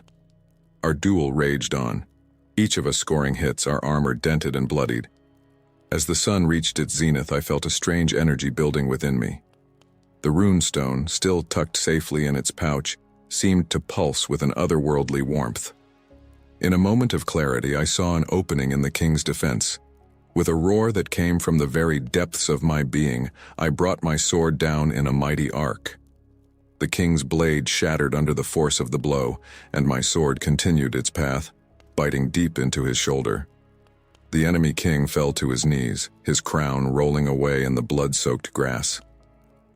As I stood over him, ready to deliver the final blow, a voice rang out across the battlefield, a voice I had heard only once before, on that fateful day when I received the runestone. "Stay your hand, Ragnar Ironheart." All around us, the battle froze. Warriors on both sides lowered their weapons, their eyes drawn to a figure that now stood between me and the fallen king. It was the old man, Odin in disguise, his one eye gleaming with divine power. "You have fought well, my son," Odin said, his words carrying to every ear on the battlefield. "But this king's death is not yours to claim." My sword clattered to the ground as the full import of his words hit me. "Your son?" Odin smiled, a gesture both terrifying and wonderful. "Did you never wonder why the runestone chose you? Why you, among all others, were granted the wisdom to unite the clans and face this threat? You are my son, Ragnar, born of a union between God and mortal." The revelation crashed over me like a tidal wave. Memories flashed through my mind. The ease with which I had understood the Havamal, my journey to Yggdrasil, the sense of destiny that had guided my every action. It all made sense now. Around us, both Norsemen and invaders had fallen to their knees, overcome by the presence of divinity on the battlefield. The enemy king, still bleeding from his wound, looked up at Odin with a mixture of fear and awe. "Your invasion is at an end," Odin declared, addressing the foreign king. "Return to your lands and speak of what you have witnessed here. Let all know that the North is protected not just by men, but by gods." With a gesture, Odin healed the king's wound. The invader struggled to his feet, his eyes wide with shock and revelation. Without a word, he turned and began walking towards the remnants of his army, his entire worldview shattered. As the enemy forces retreated, gathering their wounded and what remained of their ships, I turned to Odin, 1,000 questions burning in my mind. But before I could speak, he placed a hand on my shoulder. "You have done well, my son. But your journey is far from over. The unity you have forged here, the wisdom you have demonstrated, these will be needed in the days to come. For Ragnarok approaches, and the fate of all worlds hangs in the balance." With those words, Odin vanished, leaving me standing alone atop the hill, the eyes of every warrior, Norse and invader alike, fixed upon me. As the sun began to set on the bloodied battlefield, I felt the weight of my newfound heritage settle upon my shoulders. I was no longer just Ragnar Ironheart, chieftain of a clan. I was the son of Odin, a bridge between gods and men, tasked with preparing our people for the greatest battle of all. Bjorn approached, his face a mixture of awe and concern. "Ragnar, what happens now?" I looked out over the assembled clans, at the unity we had forged in the face of invasion, and I knew that this was just the beginning. Now, old friend, I said, my voice carrying with newfound authority. We prepare. For the true battle, the battle for the fate of all worlds, is yet to come. As night fell, and the first victory songs began to rise from our warriors, I clutched the runestone, feeling the pulse of divine power within it. The path ahead was uncertain, fraught with challenges I could scarcely imagine, but with the wisdom of the Havamal as my guide and the strength of my people at my back, I knew we would face whatever destiny had in store for us. The saga of Ragnar, son of Odin, had only just begun. The victory feast in the great hall was a subdued affair, despite the magnitude of our triumph.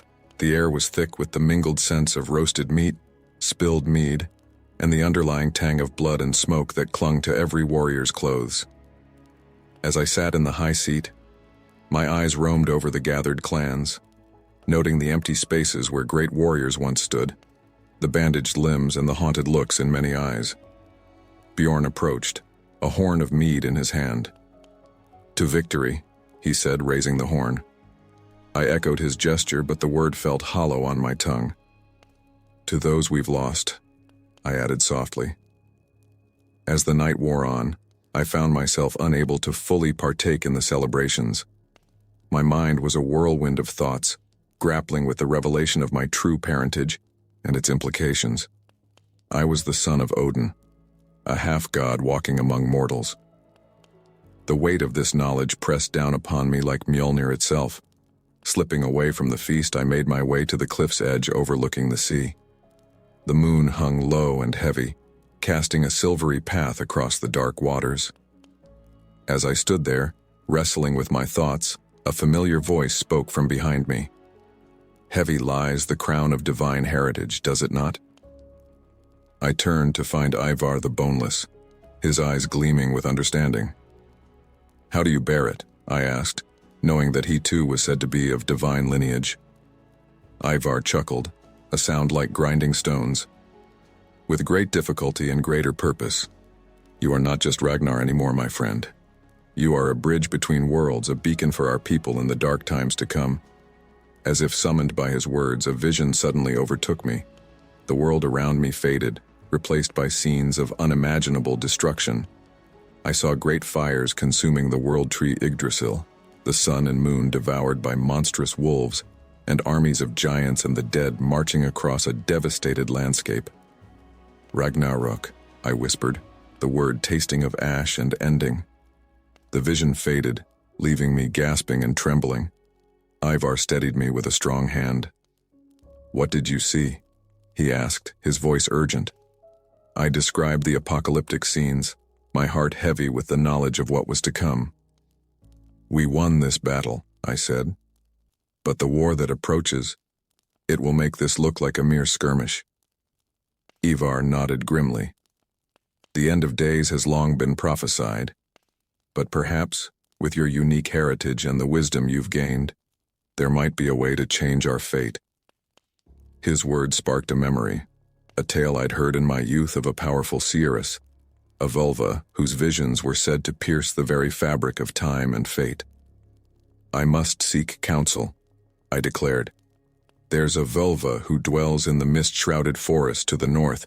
If anyone can provide guidance in the face of Ragnarok, it's her." "A perilous journey," Ivar warned. "The vulva does not suffer fools or the faint-hearted." I managed a wry smile. "Good thing I'm neither then." The next morning, after explaining my intentions to Bjorn and the other clan leaders, I set out alone. The journey north took me through dense forests and across treacherous mountain passes. As I traveled, I felt the eyes of unseen creatures upon me, the spirits and beings of Norse mythology that I now knew to be all too real. On the 7th day, as I pushed through a wall of mist, I found myself in a clearing unlike any I'd seen before. At its center stood a small hut, its walls adorned with runes and animal bones. Before I could approach, the door swung open. "Enter, son of Odin," a voice like dry leaves rustling called from within. "I have been expecting you." Steeling myself, I ducked into the hut. The interior was dimly lit by a central fire, the smoke curling up through a hole in the roof. Seated on a throne of twisted roots was the vulva, a woman so ancient, she seemed to be carved from the very wood of Yggdrasil itself. "Great Cirrus," I began, but she cut me off with a wave of her gnarled hand. "I know why you have come, Ragnar Ironheart. You seek to prevent the twilight of the gods, to change the fate that has been woven since the dawn of time." Her milky eyes seemed to peer straight through me. A noble goal, but one that may come at a terrible cost. I knelt before her, my heart pounding. Whatever the cost, I must try. The visions I've seen, the destruction of all we hold dear, there must be a way to prevent it. The vulva leaned forward, the firelight casting deep shadows across her face. "There is a way, but the choice it presents is one that may break even your iron heart, son of Odin." She waved her hand over the fire, and in its flames, I saw visions of two possible futures. In the first, I saw Ragnarok unfold as foretold, the destruction of the 9 worlds, the fall of gods and giants alike. But from the ashes of this devastation, I saw a new life emerging, a world reborn and purified. In the second vision, I saw our world continue, the threat of Ragnarok held at bay. But the cost of this salvation was clear, a great sacrifice, a life freely given to bind the forces of chaos for another age. "These are the paths before you," the vulva intoned. "To allow the cycle of destruction and rebirth to continue as fated, or to sacrifice that which you hold most dear to preserve the world as it is." I stared into the flames, my mind reeling. And what is this sacrifice that could prevent Ragnarok? The vulva's eyes met mine, and in them I saw a deep well of sorrow. A life of divine blood, freely given. Your life, Ragnar Ironheart, son of Odin. The weight of her words crashed over me like a tidal wave. My life, in exchange for the preservation of the 9 worlds. The ultimate test of the wisdom and courage I had cultivated throughout my journey. "How?" I managed to ask, my voice barely a whisper. "How would my sacrifice prevent Ragnarok? Your divine blood, willingly shed upon the roots of Yggdrasil, would renew the bonds that hold the forces of chaos in check," the vulva explained. "It would buy another age of time for the 9 worlds, pushing back the fated hour of Ragnarok." I closed my eyes, feeling the weight of all 9 worlds upon my shoulders.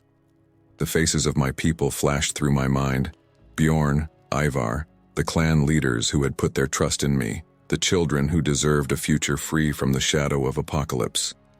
"And if I choose this path?" I asked, opening my eyes to meet the vulva's gaze. "What assurance is there that it will be enough?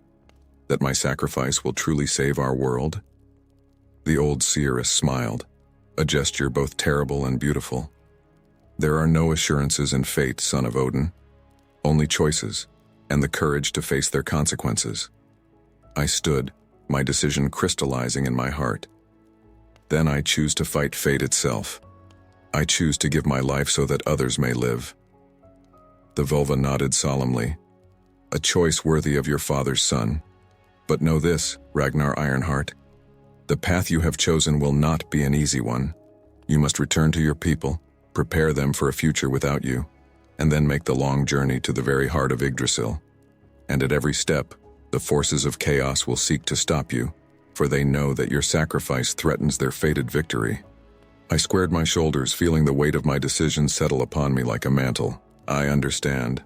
Thank you, great Cirrus, for your wisdom and guidance." As I turned to leave, the vulva spoke once more. "Remember, son of Odin, the future is never certain. Even in sacrifice, fate may have surprises in store. Go now, with the blessings of the old gods and the new." Stepping out of the hut and back into the misty forest, I felt both burdened and liberated by the choice I had made. The path ahead was clear, though fraught with danger and heartache. I would return to my people, unite them as never before, and prepare them for a future I would not see. As I began the journey back, my hand instinctively went to the runestone at my belt. Its surface was warm to the touch, pulsing with a power I now recognized as my own divine heritage. The wisdom it had imparted throughout my journey would serve me well in the trials to come. The fate of the 9 worlds rested on my shoulders, on the choice I had made in that smoky hut. As the mists parted before me, I strode forward with purpose, ready to face whatever challenges lay ahead.